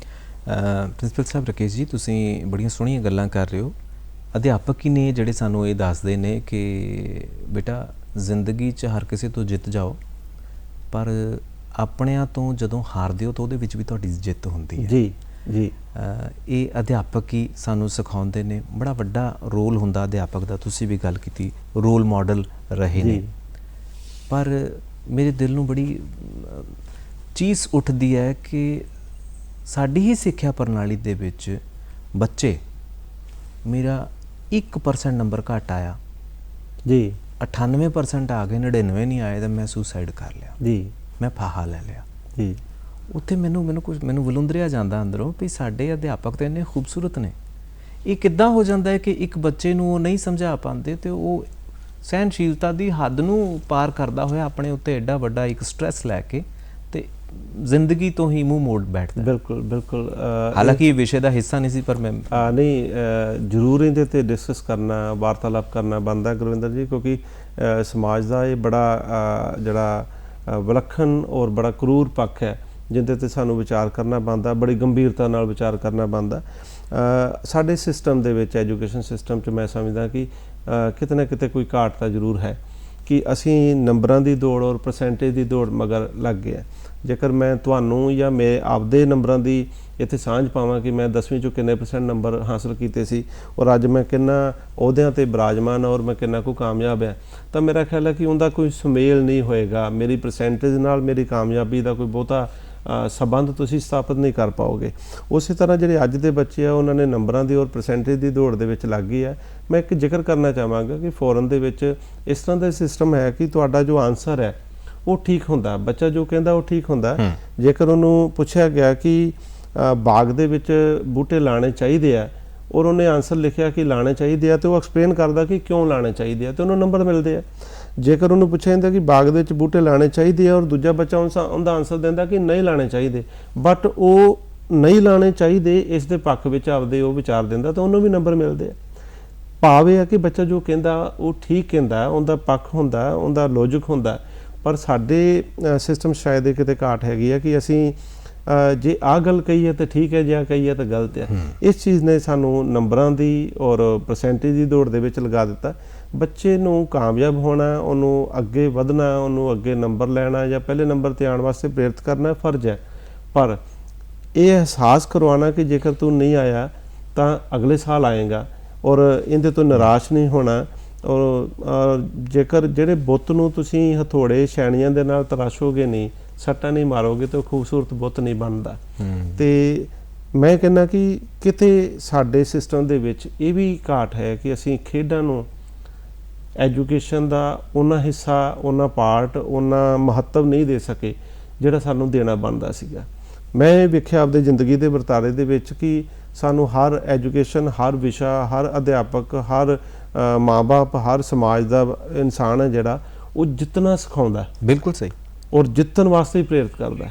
ਪਰ ਮੈਂ ਆਪਦੇ ਜੀਵਨ ਦੇ ਵਿੱਚ ਵੇਖਿਆ ਕਿ ਖੇਡ ਹੈ ਜਿਹੜੀ ਸਾਨੂੰ ਹਾਰ ਨੂੰ ਬਰਦਾਸ਼ਤ ਕਰਨਾ ਸਿਖਾਉਂਦੀ ਹੈ, ਸਾਨੂੰ ਹਾਰਨਾ ਸਿਖਾਉਂਦੀ ਹੈ। ਦੁਨੀਆ ਦਾ ਕੋਈ ਖਿਡਾਰੀ ਇਸ ਤਰ੍ਹਾਂ ਦਾ ਨਹੀਂ ਹੋਏਗਾ ਕਿ ਜਿਹੜਾ ਜ਼ਿੰਦਗੀ 'ਚ ਕਦੇ ਹਾਰਿਆ ਨਾ ਹੋਵੇ। ਔਰ ਜਦੋਂ ਹਾਰ ਕੇ ਜਿੱਤ ਹਾਸਲ ਹੁੰਦੀ ਹੈ ਤਾਂ ਇਹ ਸਹਿਨਸ਼ੀਲਤਾ ਔਰ ਇੱਕ ਅੱਛਾ ਗੁਣ ਜਿਹੜਾ ਇਨਸਾਨ ਦੇ ਵਿੱਚ ਪੈਦਾ ਹੋ ਜਾਂਦਾ। ਫਿਰ ਬੱਚੇ ਨਿਰਾਸ਼ਾ 'ਚ ਜਾ ਕੇ ਤੇ ਇਸ ਤਰ੍ਹਾਂ ਦੇ ਸਟੈਪ ਨਹੀਂ ਲੈਂਦੇ ਕਿ ਉਹ ਡਿਪਰੈਸ਼ਨ 'ਚ ਚਲੇ ਜਾਣ ਜਾਂ ਨੰਬਰ ਘੱਟ ਆਉਣ ਕਰਕੇ ਕੋਈ ਗਲਤ ਸਟੈਪ ਲੈ ਲੈਣ ਜਿੰਦਾ ਖਮਿਆਜਾ ਸਮਾਜ ਨੂੰ ਤੇ ਪਰਿਵਾਰ ਨੂੰ ਭੁਗਤਣਾ ਪਵੇ। ਸੋਹਣੀ ਗੱਲ ਤੁਸੀਂ ਕਹੀ। ਔਰ ਇਹਦੇ ਨਾਲ ਹੀ ਇੱਕ ਹੋਰ ਹੈ ਵੀ ਸੂਖਮ ਕਲਾਵਾਂ ਜੀ, ਜਿਹਦੇ 'ਚੋਂ ਗੀਤ ਸੰਗੀਤ ਵੀ ਹੈ ਜੀ। ਬਿਲਕੁਲ। ਔਰ ਸਾਡੇ ਪ੍ਰੋਗਰਾਮ ਦਾ ਨਾਮ ਵੀ ਗੱਲਾਂ ਤੇ ਗੀਤ ਹੈ ਜੀ। ਸੋ ਤੁਸੀਂ ਫਿਰੋਜ਼ਪੁਰ ਤੋਂ ਸਾਡੇ ਕੋਲ ਆਏ ਹੋਏ ਨੇ ਇੱਧਰੋਂ, ਸਾਡਾ ਫਰਜ਼ ਬਣਦਾ ਹੈ ਕਿ ਤੁਹਾਡੇ ਗੀਤ ਸੰਗੀਤ ਨਾਲ ਵੀ ਤੁਹਾਨੂੰ ਜ਼ਰੂਰ ਕੀਤਾ ਜਾਵੇ। ਆਓ ਗੀਤ ਦੇਖਦੇ ਹਾਂ, ਫਿਰ ਪਰਤਦੇ ਹਾਂ।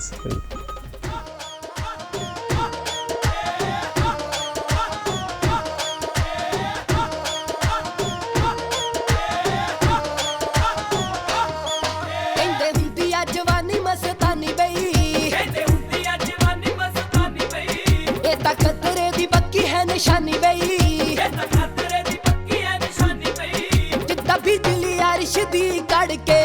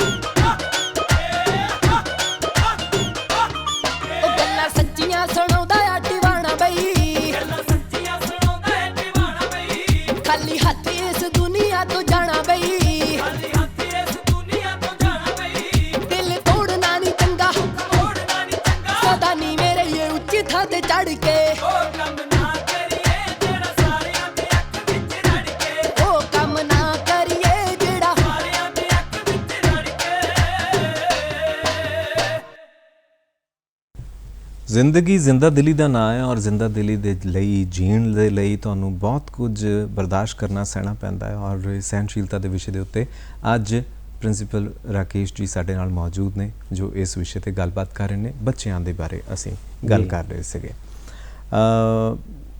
ਅਧਿਆਪਕ ਦਾ ਰੋਲ ਹੈ, ਅਸੀਂ ਮਾਂ-ਬਾਪ ਦੇ ਰੋਲ ਤੋਂ ਵੀ ਮੁਨਕਰ ਨਹੀਂ ਹੋ ਸਕਦੇ। ਬਿਲਕੁਲ।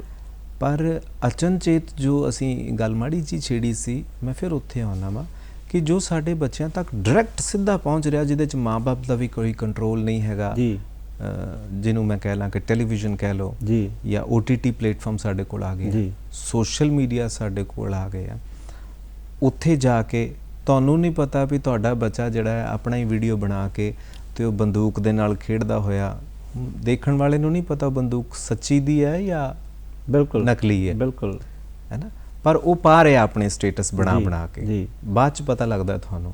ਤੇ ਸਹਿਨਸ਼ੀਲਤਾ ਦੀ ਜਦੋਂ ਅਸੀਂ ਗੱਲ ਕਰਦੇ ਹਾਂ, ਜੀ, ਜੋ ਚੀਜ਼ਾਂ ਇਹ ਸਿੱਧੀਆਂ ਉਹਦੇ ਤੱਕ ਪਹੁੰਚ ਰਹੀਆਂ ਨੇ, ਜੀ, ਔਰ ਜਿਹੜਾ ਮਾਂ-ਬਾਪ ਨੂੰ ਵੀ ਪਤਾ ਨਹੀਂ ਵੀ ਹਾਂ ਵੀ ਉਹ ਆਪਣੇ ਕੰਮਕਾਰ 'ਚ ਇੰਨੇ ਵਿਹਾਰ 'ਚ ਬਿਜ਼ੀ ਨੇ ਕਿ ਉਹਨਾਂ ਨੂੰ ਪਤਾ ਹੀ ਨਹੀਂ ਵੀ ਕੀ ਹੋ ਰਿਹਾ, ਜੀ, ਉੱਥੇ ਸਹਿਨਸ਼ੀਲਤਾ ਨੂੰ ਤੁਸੀਂ ਕਿੱਦਾਂ ਦੇਖਦੇ ਹੋ ਕਿ ਮੀਡੀਆ ਦਾ ਰੋਲ? ਜੀ, ਗੁਰਿੰਦਰ ਜੀ, ਬਿਲਕੁਲ ਸੱਚ ਹੈ ਕਿ ਬਹੁਤ ਸਾਰੀਆਂ ਚੀਜ਼ਾਂ ਅਧਿਆਪਕ ਦੇ ਰਿਹਾ, ਬਹੁਤ ਸਾਰੀਆਂ ਚੀਜ਼ਾਂ ਸਕੂਲ ਦੇ ਰਿਹਾ, ਔਰ ਅਧਿਆਪਕ, ਮਾਂ-ਬਾਪ ਔਰ ਸਕੂਲ ਕਦੇ ਵੀ ਗਲਤ ਚੀਜ਼ ਦੇਣ ਦੀ ਕੋਸ਼ਿਸ਼ ਤਾਂ ਨਹੀਂ ਕਰਦਾ। ਬਿਲਕੁਲ ਸਹੀ। ਪਰ ਬਹੁਤ ਸਾਰਾ ਸਮਾਨ ਅੱਜ ਜੋ ਜਿਸ ਤਰ੍ਹਾਂ ਦਾ ਸਮਾਜ ਦਾ ਪ੍ਰਚਲਨ ਹੋ ਗਿਆ, ਮੀਡੀਆ ਦੇ ਥਰੂ, ਮੋਬਾਈਲ ਦੇ ਥਰੂ, ਟੈਲੀਵਿਜ਼ਨ ਦੇ ਥਰੂ ਡਾਇਰੈਕਟ ਬੱਚਿਆਂ ਕੋਲ ਜਾ ਰਿਹਾ। ਅਸੀਂ ਇਹਨਾਂ ਚੀਜ਼ਾਂ ਤੋਂ ਮੁਨਕਰ ਵੀ ਨਹੀਂ ਹੋ ਸਕਦੇ, ਅਸੀਂ ਇਹਨਾਂ ਚੀਜ਼ਾਂ ਨੂੰ ਖੋਹ ਵੀ ਨਹੀਂ ਸਕਦੇ, ਔਰ ਅਸੀਂ ਬਿਲਕੁਲ ਬੱਚਿਆਂ ਨੂੰ ਇਹਨਾਂ ਤੋਂ ਅਲੱਗਾ ਵੀ ਨਹੀਂ ਕਰ ਸਕਦੇ। ਪਰ ਸਾਡੇ ਕੋਲ ਇੱਕ ਇਸ ਤਰ੍ਹਾਂ ਦਾ ਸਿਸਟਮ ਜ਼ਰੂਰ ਹੋ ਸਕਦਾ ਹੈ ਕਿ ਅਸੀਂ ਬੱਚਿਆਂ ਨੂੰ ਮੋਬਾਈਲ ਦਿੰਦੇ ਸਮੇਂ ਦੱਸ ਦਈਏ ਕਿ ਮੋਬਾਈਲ 'ਚ ਉਹਦੇ ਵਾਸਤੇ ਲਾਹੇਵੰਦ ਕੀ ਹੈ, ਉਹਦੇ 'ਚ ਨੁਕਸਾਨਦੇਹ ਕੀ ਹੈ, ਔਰ ਕੋਸ਼ਿਸ਼ ਤਾਂ ਇਹ ਕਰੀਏ ਕਿ ਜਦੋਂ ਬੱਚਾ ਅਜੇ ਛੋਟੀ ਏਜ ਦੇ ਵਿੱਚ ਹੈ ਤਾਂ ਮਾਂ-ਬਾਪ ਆਪਣੀ ਸੁਪਰਵਿਜ਼ਨ ਦੇ ਵਿੱਚ, ਆਪਦੀ ਹੋਂਦ ਦੇ ਵਿੱਚ, ਆਪਦੇ ਕੋਲ ਬਿਠਾ ਕੇ ਉਹਨੂੰ ਜੇਕਰ ਵਰਤਣ ਲਈ ਅਲਾਉ ਕਰਦੇ ਆ ਤਾਂ ਇਹਦੇ 'ਚ ਉਹ ਸੁਰੱਖਿਅਤ ਰਹੇਗਾ, ਘੱਟੋ ਘੱਟ ਉਹਨਾਂ ਚੀਜ਼ਾਂ ਵੱਲ ਪ੍ਰੇਰਿਤ ਨਹੀਂ ਹੋਏਗਾ ਜਿਹੜੀਆਂ ਉਹਦੇ ਵਾਸਤੇ ਫਾਇਦੇਮੰਦ ਨਹੀਂ ਹੈਗੀਆਂ। ਸਾਡਾ ਜਿੱਥੇ ਅਧਿਆਪਕ ਦਾ, ਮਾਂ-ਬਾਪ ਦਾ ਰੋਲ ਹੈ, ਉੱਥੇ ਸਮਾਜ ਦੇ ਵਿੱਚ, ਚਾਹੇ ਉਹ ਗੀਤਕਾਰ ਨੇ, ਚਾਹੇ ਉਹ ਆਰਟਿਸਟ ਨੇ, ਚਾਹੇ ਉਹ ਫਿਲਮਾਂ ਬਣਾਉਣ ਵਾਲੇ ਨੇ, ਚਾਹੇ ਸੋਸ਼ਲ ਮੀਡੀਆ 'ਤੇ ਐਕਟੀਵਿਟੀ ਜਿਹੜੇ ਪ੍ਰਦਰਸ਼ਿਤ ਕਰਨ ਵਾਲੇ ਨੇ, ਉਹਨਾਂ ਦਾ ਵੀ ਫਰਜ਼ ਬਣ ਜਾਂਦਾ ਕਿ ਅਸੀਂ ਜੋ ਕਹਿ ਰਹੇ ਹਾਂ, ਜੋ ਵਿਖਾ ਰਹੇ ਹਾਂ, ਉਹ ਸਿੱਧਾ ਬੱਚਿਆਂ 'ਤੇ ਪ੍ਰਭਾਵ ਪਾਉਂਦਾ। ਸ਼ਾਇਦ ਅਸੀਂ ਪਾਠ ਪੜ੍ਹਾਉਂਦੇ ਸਮੇਂ ਹਜ਼ਾਰਾਂ ਸਿੱਖਿਆਵਾਂ ਦਿੰਦੇ ਹਾਂ, ਉਹ ਬੱਚੇ ਦੀ ਜ਼ਿੰਦਗੀ 'ਚ ਅਸਰ ਨਹੀਂ ਕਰਦੀਆਂ, ਪਰ ਜੋ ਇੱਕ ਉਹ ਗਾਣਾ ਦੇਖਦਾ ਤੇ ਉਹਦੇ 'ਚ ਹਥਿਆਰ ਤੇ ਗੋਲੀਆਂ ਚੱਲਦੀਆਂ ਵੇਖਦਾ, ਉਹ ਸਿੱਧਾ ਹੀ ਉਹਦੇ 'ਤੇ ਅਸਰ ਕਰਦਾ।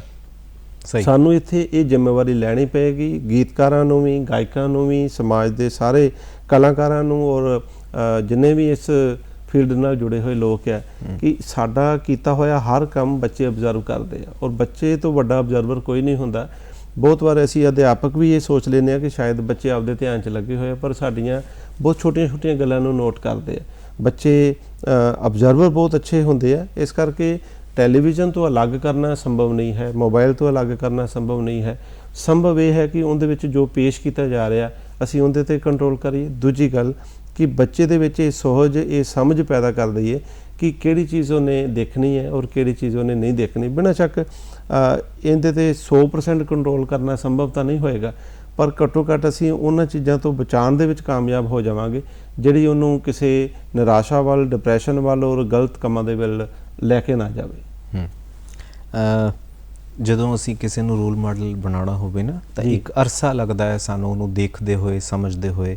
ਬੱਚਿਆਂ ਨੂੰ ਵੀ ਇਹ ਜਿੱਦਾਂ ਤੁਸੀਂ ਕਿਹਾ ਵੀ ਟੀਚਰਸ ਉਹਨਾਂ ਦੇ ਰੋਲ ਮਾਡਲ ਹੁੰਦੇ ਨੇ ਜੀ, ਪਰ ਟੀਚਰਸ ਨੂੰ ਇਹ ਨਹੀਂ ਪਤਾ ਕਿ ਉਹ ਜਿਹੜੀ ਉਹ ਗਾਣੇ ਦੇ ਵਿੱਚ ਆਉਂਦੀ ਹੈ ਵੀ ਨੈਣ ਨੇ ਸ਼ਰਾਬ ਦੀਆਂ 2 ਬੋਤਲਾਂ ਤੇ ਪਤਾ ਨਹੀਂ ਕੀ, ਉਹ ਉਹ ਤੋਂ ਵੱਡਾ ਮਾਡਲ ਬਣ ਕੇ ਬਹਿ ਗਈ ਹੈ। ਬਿਲਕੁਲ ਬਿਲਕੁਲ। ਸੋ ਇਹ ਔਰ ਟੀਚਰ ਉਹ ਆਪਣੇ ਵਾਲ ਰੰਗ ਕੇ ਤੇ ਉਹ ਛੱਲੇ ਮੁੰਦਰੀਆਂ ਪਾ ਕੇ ਉਦਾਂ ਦਾ ਨਹੀਂ ਕਰ ਸਕਦਾ। ਇਹ ਕੋਈ ਤੁਹਾਨੂੰ ਲੱਗਦਾ ਕੋਈ ਇਹੋ ਜਿਹਾ ਚੀਜ਼ ਹੈ ਜਿਹਦੇ ਨਾਲ ਕਿ ਅਸੀਂ ਸਹਿਨਸ਼ੀਲ ਬਣਾ ਸਕਦੇ ਬੱਚਿਆਂ ਨੂੰ ਅੱਜ ਦੇ ਸਮੇਂ ਦੀਆਂ ਜੁਗਤਾਂ ਨੂੰ ਇਸਤੇਮਾਲ ਸਹੀ ਤਰੀਕੇ ਨਾਲ, ਕਿਸੇ ਤਰੀਕੇ ਨਾਲ ਕਰਕੇ? ਬਿਲਕੁਲ ਬਿਲਕੁਲ।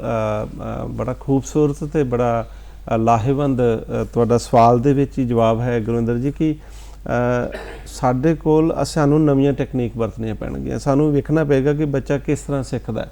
ਤਾਂ ਅਸੀਂ ਜਿੰਨੀਆਂ ਜੁਗਤਾਂ ਤੋਂ, ਜਿਹੜੀਆਂ ਚੀਜ਼ਾਂ ਤੋਂ ਬੱਚਾ ਸਿੱਧਾ ਸਿੱਖ ਰਿਹਾ, ਜ਼ਿਆਦਾ ਪ੍ਰਭਾਵਿਤ ਹੋ ਰਿਹਾ, ਉਹਨਾਂ ਮੀਡੀਆ ਨੂੰ ਯੂਜ਼ ਕਰਕੇ, ਉਹਨਾਂ ਮਾਧਿਅਮਾਂ ਨੂੰ ਯੂਜ਼ ਕਰਕੇ ਬੱਚੇ ਨੂੰ ਇਹ ਸਮਝਾਉਣਾ ਪਏਗਾ ਕਿ ਇਹ ਚੀਜ਼ ਠੀਕ ਹੈ। ਰੋਲ ਮਾਡਲ ਅਸੀਂ ਕਿਤੇ ਨਾ ਕਿਤੇ ਪਛੜ ਗਏ ਹਾਂ। ਰੋਲ ਮਾਡਲ ਸਾਡੇ ਫਿਲਮਾਂ ਦੇ ਹੀਰੋ ਉਹਨਾਂ ਦੇ ਰੋਲ ਮਾਡਲ ਬਣਦੇ ਜਾ ਰਹੇ ਆ। ਭਗਤ ਸਿੰਘ ਉਹਨਾਂ ਦਾ ਰੋਲ ਮਾਡਲ ਕਿਉਂ ਨਹੀਂ ਬਣ ਰਿਹਾ? ਗੁਰੂ ਗੋਬਿੰਦ ਸਿੰਘ ਜੀ ਉਹਨਾਂ ਦੇ ਰੋਲ ਮਾਡਲ ਨਹੀਂ ਬਣ ਰਹੇ। ਅਸੀਂ ਸਾਡੇ ਦੇਸ਼ ਦੀ ਜੋ ਧਾਰਮਿਕ ਪਰੰਪਰਾ ਹੈ, ਜੋ ਧਾਰਮਿਕ ਸਾਡੇ ਕੋਲ ਵਿਰਸਾ ਹੈ, ਉਹਨੂੰ ਸ਼ਾਇਦ ਬੱਚਿਆਂ ਤੱਕ ਲਿਜਾਣ 'ਚ ਕਾਮਯਾਬ ਨਹੀਂ ਹੋਏ। ਬੜਾ ਅੱਛਾ ਉਦਮ ਸਰਕਾਰ ਵੱਲੋਂ, ਸਿੱਖਿਆ ਵਿਭਾਗ ਵੱਲੋਂ ਕੀਤਾ ਗਿਆ ਕਿ ਇੱਕ ਵੈਲਕਮ ਲਾਈਫ ਜਿਹੜਾ ਨਾਮ ਦਾ ਇੱਕ ਮਿਸ਼ਨ ਨਵਾਂ ਜੋੜਿਆ ਗਿਆ, ਜਿਹਦੇ ਵਿੱਚ ਬੱਚੇ ਦੇ ਵਿੱਚ ਅਜਿਹੇ ਗੁਣ ਪੈਦਾ ਕਰਨ ਵਾਸਤੇ ਕੁਝ ਮੋਟੀਵੇਸ਼ਨਲ ਸਟੋਰੀਆਂ ਹੈ, ਕੁਝ ਉਹਨਾਂ 'ਚ ਕਹਾਣੀਆਂ ਹੈ, ਕੁਝ ਜੀਵਨ ਦੇ ਬਿਰਤਾਂਤ ਆ, ਕੁਝ ਕਾਮਯਾਬ ਮਨੁੱਖਾਂ ਦੇ ਜੀਵਨ ਦੀਆਂ ਕਹਾਣੀਆਂ ਜਿਨ੍ਹਾਂ ਨੂੰ ਉਹਨਾਂ ਦੇ ਸਾਹਮਣੇ ਸਨਮੁਖ ਪੇਸ਼ ਕੀਤਾ ਜਾ ਰਿਹਾ। ਮੈਂ ਤਾਂ ਸਮਝਦਾ ਕਿ ਸਕੂਲਾਂ ਦੇ ਵਿੱਚ ਵੀ ਨਾਟਕ ਹੋਣੇ ਚਾਹੀਦੇ ਆ, ਬਾਲ ਸਭਾਵਾਂ ਹੋਣੀਆਂ ਚਾਹੀਦੀਆਂ ਜਿਨ੍ਹਾਂ ਦੇ ਨਾਲ ਉਹ ਸੂਖਮ ਪ੍ਰਵਿਰਤੀਆਂ ਦੇ ਵਿੱਚ ਸੂਖਮ ਕਲਾਵਾਂ ਦੇ ਨਾਲ ਜੁੜਨ। ਮੇਰਾ ਖਿਆਲ ਹੈ ਕਿ ਬੱਚੇ ਨੂੰ ਅਸੀਂ ਵਿਹਲਾ ਇਹਨਾਂ ਛੱਡ ਦਿੱਤਾ, ਗਰਾਊਂਡ ਤੋਂ ਉਹਨੂੰ ਪਾਸੇ ਕਰ ਦਿੱਤਾ ਗਿਆ। ਜਿਹੜਾ ਬੱਚਾ 2 ਘੰਟੇ 3 ਘੰਟੇ ਗਰਾਊਂਡ ਦੇ ਵਿੱਚ ਲਗਾਉਣੇ ਚਾਹੀਦੇ ਸੀਗੇ, ਅੱਜ ਉਹਦੇ ਹੱਥ 'ਚ ਮੋਬਾਈਲ ਆ। ਜਿਹੜੇ ਬੱਚੇ ਨੂੰ ਘਰ ਦੇ ਕੰਮਾਂ ਕਾਰਾਂ ਦੇ ਵਿੱਚ ਇਨਵੋਲਵ ਕਰਨਾ ਸੀਗਾ, ਉਹਦੀ ਹੈਲਪ ਲੈਣੀ ਸੀਗੀ, ਉਹਦੇ 'ਚੋਂ ਗੁਣ ਪੈਦਾ ਕਰਨੇ ਸੀਗੇ, ਸਹਿਯੋਗ ਲੈਣਾ ਸੀਗਾ ਤੇ ਇੱਕ ਸਤਿਕਾਰ ਪੈਦਾ ਕਰਨਾ ਸੀਗਾ ਕੰਮ ਦੇ ਪ੍ਰਤੀ, ਆਪਦੇ ਹੱਥੀਂ ਕਿਰਤ ਦੇ ਪ੍ਰਤੀ ਉਹਦੇ 'ਚ ਇੱਕ ਮਨ 'ਚ ਭਾਵ ਪੈਦਾ ਕਰਨਾ ਸੀਗਾ, ਉਹਦੇ ਤੋਂ ਅਸੀਂ ਸ਼ਾਇਦ ਪਾਸੇ ਹੋ ਗਏ ਹਾਂ। ਔਰ ਇਹਨਾਂ ਗੱਲਾਂ ਦੇ ਨਾਲ ਬੱਚੇ ਦੇ ਅੰਦਰ ਉਹ ਚੀਜ਼ਾਂ ਜਿਹੜੀਆਂ ਨਹੀਂ ਪੈਦਾ ਕਰ ਪਾ ਰਹੇ ਜਿਹੜੀਆਂ ਸਾਨੂੰ ਕਰਨੀਆਂ ਚਾਹੀਦੀਆਂ ਸੀ। ਤੁਹਾਡਾ ਜਿਹੜਾ ਸਵਾਲ ਸੀਗਾ ਬਿਲਕੁਲ ਵਾਜਬ ਹੈ ਕਿ ਸਾਨੂੰ ਇਹਨਾਂ ਢੰਗਾਂ ਨੂੰ ਹੀ ਵਾਪਸ ਮੋੜਨਾ ਪਏਗਾ, ਬੱਚੇ ਦੇ ਸਮੇਂ ਦੀ ਵੰਡ ਕਰਨੀ ਪਏਗੀ, ਮਾਂ-ਬਾਪ ਨੂੰ ਇਹ ਸਮਝਣਾ ਪਵੇਗਾ ਕਿ ਬੱਚੇ ਨੂੰ ਅਸੀਂ ਸਮਾਂ ਦੇਣਾ, ਇਹ ਸਾਡਾ ਫਰਜ਼ ਹੈ।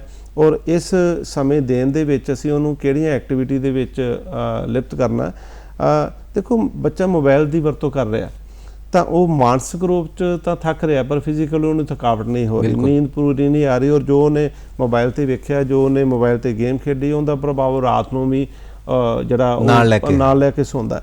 ਜੇਕਰ ਬੱਚਾ 2 ਘੰਟੇ ਗਰਾਊਂਡ ਦੇ ਵਿੱਚ ਖੇਡ ਰਿਹਾ ਹੋਵੇ, ਜੇਕਰ 2 ਘੰਟੇ ਉਹ ਤਪੱਸਿਆ ਕਰ ਰਿਹਾ ਹੋਵੇ, ਉਹਨੂੰ ਨੀਂਦ ਵੀ ਚੰਗੀ ਆਏਗੀ, ਮਾਂ-ਬਾਪ ਵੀ ਸੌਖਾ ਹੋਏਗਾ। ਔਰ ਉਹਦੀ ਜਿਹੜੀ ਉਹ ਅੱਛੀ ਨੀਂਦ ਤੋਂ ਬਾਅਦ ਜੋ ਉਹਦਾ ਜੀਵਨ ਜਾਂਚ ਹੋਏਗੀ, ਜੋ ਉਹਦਾ ਦੂਜੇ ਕੰਮ ਦੇ ਪ੍ਰਤੀ ਜਾਂ ਦੂਜੇ ਦਿਨ ਜੋ ਉਹਨੇ ਕੰਮ ਕਰਨਾ ਉਹ ਵੀ ਸਹੀ ਹੋਏਗਾ। ਸਾਨੂੰ ਕਿਤੇ ਨਾ ਕਿਤੇ ਸਮੇਂ ਦੀ ਵੰਡ ਕਰਨ ਦੇ ਵਿੱਚ ਅਸੀਂ ਪਛੜ ਗਏ ਹਾਂ। ਸਾਨੂੰ ਲੋੜ ਹੈ ਬੱਚੇ ਨੂੰ ਉਹਨਾਂ ਚੀਜ਼ਾਂ ਦੇ ਵਿੱਚ, ਪੁਰਾਣੀਆਂ ਗੱਲਾਂ ਦੇ ਵਿੱਚ, ਕਹਾਣੀਆਂ ਦੇ ਵਿੱਚ ਦਾਦਾ ਦਾਦੀ ਲੈ ਕੇ ਬੈਠ ਜਾਂਦੇ ਸੀਗੇ ਔਰ ਅੱਧਾ ਘੰਟਾ 2 ਘੰਟੇ ਉਹਨਾਂ ਨੂੰ ਕਹਾਣੀਆਂ ਸੁਣਾਉਂਦੇ ਸੀ। ਅੱਜ ਉਹਨਾਂ ਨੂੰ ਕਹਾਣੀਆਂ ਸੁਣਾਉਣ ਵਾਲਾ ਕੋਈ ਨਹੀਂ ਗਾ, ਅੱਜ ਉਹਨਾਂ ਨੂੰ ਖੇਡਾਂ ਖਿਡਾਉਣ ਵਾਲਾ ਕੋਈ ਨਹੀਂ ਗਾ, ਅੱਜ ਉਹਨਾਂ ਨੂੰ ਬੁਝਾਰਤਾਂ ਪਾਉਣ ਵਾਲਾ ਕੋਈ ਨਹੀਂ ਗਾ।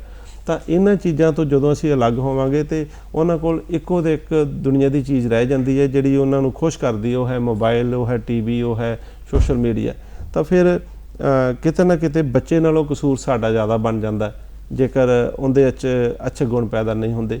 ਤਾਂ ਸਾਨੂੰ ਇਹਨਾਂ ਚੀਜ਼ਾਂ 'ਤੇ ਜ਼ਰੂਰ ਕੰਟਰੋਲ ਕਰਨ ਦੀ ਜ਼ਰੂਰਤ ਹੈ ਤਾਂ ਕਿ ਅਸੀਂ ਨਰੋਏ ਸਮਾਜ ਦੀ, ਅੱਛੇ ਬੱਚਿਆਂ ਦੀ, ਚੰਗੇ ਇਨਸਾਨਾਂ ਦੀ ਜਿਹੜੀ ਆ ਉਹ ਪਰਵਰਿਸ਼ ਕਰੀਏ ਤੇ ਚੰਗਾ ਸਮਾਜ ਸਿਰਜਣ ਦੇ ਵਿੱਚ ਕਾਮਯਾਬ ਹੋਈਏ।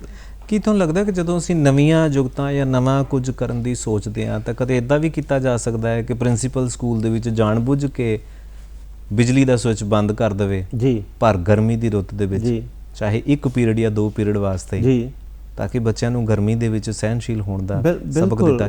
ਇੱਦਾਂ ਦੀਆਂ ਨਵੀਆਂ ਜੀਆਂ ਜੁਗਤਾਂ ਸ਼ਾਇਦ ਸਹੀ ਨਾ ਹੋਣ, ਪਰ ਕੀ ਸਮੇਂ ਦੇ ਵਿੱਚ ਇਹੋ ਜਿਹਾ ਕਦੇ ਕੀਤਾ ਜਾ ਸਕਦਾ? ਮੈਂ ਤਾਂ ਗੁਰਿੰਦਰ ਜੀ ਬੜਾ ਮੈਨੂੰ ਆਈਡੀਆ ਵੀ ਮਿਲ ਗਿਆ ਤੁਹਾਡੀ ਗੱਲ ਤੋਂ। ਇਵਨ ਕਿ ਮੈਂ ਇਹ ਵਾਅਦਾ ਕਰਦਾ ਕਿ ਮੈਂ ਇਸ ਤਰ੍ਹਾਂ ਦੀਆਂ ਜੁਗਤਾਂ ਜ਼ਰੂਰ ਅਪਣਾਵਾਂਗਾ। ਔਰ ਮੈਂ ਵੇਖਿਆ ਕਿ ਇਸ ਤਰ੍ਹਾਂ ਕਰਨ ਨਾਲ ਬੱਚਿਆਂ ਨੂੰ ਨਾਲ, ਮੇਰੇ ਸਕੂਲ ਦੇ ਵਿੱਚ ਜੋ ਮੈਂ ਪ੍ਰਥਾ ਚਲਾਈ ਹੈ ਉਹ ਹੈ ਬਾਲ ਸੰਸਦ।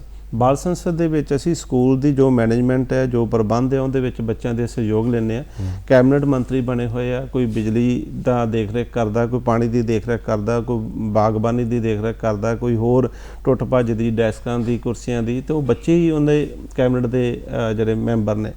ਤਾਂ ਉਹ ਉਹਨਾਂ ਨਾਲ ਮਹੀਨਾ ਜਾਂ 2 ਮਹੀਨੇ ਬਾਅਦ ਮੀਟਿੰਗ ਹੁੰਦੀ ਹੈ, ਉਹਨਾਂ ਕੋਲੋਂ ਪੁੱਛਿਆ ਜਾਂਦਾ ਕਿ ਤੁਹਾਡੀਆਂ ਸਮੱਸਿਆਵਾਂ ਕੀ ਹੈਗੀਆਂ, ਸਕੂਲ ਦੇ ਵਿੱਚ ਘਾਟਾਂ ਕੀ ਹੈਗੀਆਂ, ਉਹਨਾਂ ਨੂੰ ਦੂਰ ਕਿਵੇਂ ਕੀਤਾ ਜਾਏਗਾ। ਤਾਂ ਜਿੱਥੇ ਇੱਕ ਤਾਂ ਉਹ ਜ਼ਿੰਮੇਵਾਰੀ ਦਾ ਅਹਿਸਾਸ ਕਰਦੇ ਆ, ਦੂਜਾ ਉਹ ਉਹਨਾਂ ਨੂੰ ਦੂਰ ਕਰ ਲੈਂਦੇ ਆ। ਮੈਂ ਹੈਰਾਨ ਹੁੰਦਾ ਕਿ ਬਹੁਤ ਸਾਰੀਆਂ ਚੀਜ਼ਾਂ ਜਿਹੜੀਆਂ ਕੇਵਲ ਤੇ ਕੇਵਲ ਸ਼ਿਕਾਇਤਾਂ ਦੇ ਰੂਪ ਵਿੱਚ ਪ੍ਰਿੰਸੀਪਲ ਕੋਲ ਜਾਂ ਪ੍ਰਸ਼ਾਸਨ ਕੋਲ ਆਉਂਦੀਆਂ ਸੀਗੀਆਂ, ਅੱਜ ਉਹ ਹੱਲ ਦੇ ਰੂਪ ਵਿੱਚ ਬੱਚੇ ਲੈ ਕੇ ਆਉਂਦੇ ਕਿ ਸਰ ਆਹ ਚੀਜ਼ ਠੀਕ ਨਹੀਂ ਸੀਗੀ, ਉਹ ਪੱਖਾ ਤਾਂ ਨਹੀਂ ਸੀ ਬੰਦ ਹੁੰਦਾ, UMC ਡਿੱਗਾ ਸੀਗਾ, ਅਸੀਂ ਉਹਨੂੰ ਠੀਕ ਕਰਤਾ ਤੇ ਸਾਡੇ ਜਿਹੜੇ ਉਹ ਠੀਕ ਹੋ ਗਏ ਆ, ਜਾਂ ਉਹ ਬੂਟਾ ਜਿਹੜਾ ਉਹ ਮਿੱਧਤਾ ਸੀਗਾ ਕਿਸੇ ਨੇ, ਅਸੀਂ ਉਹਦੇ ਅੱਗੇ 4 ਇੱਟਾਂ ਲਗਾ ਦਿੱਤੀਆਂ।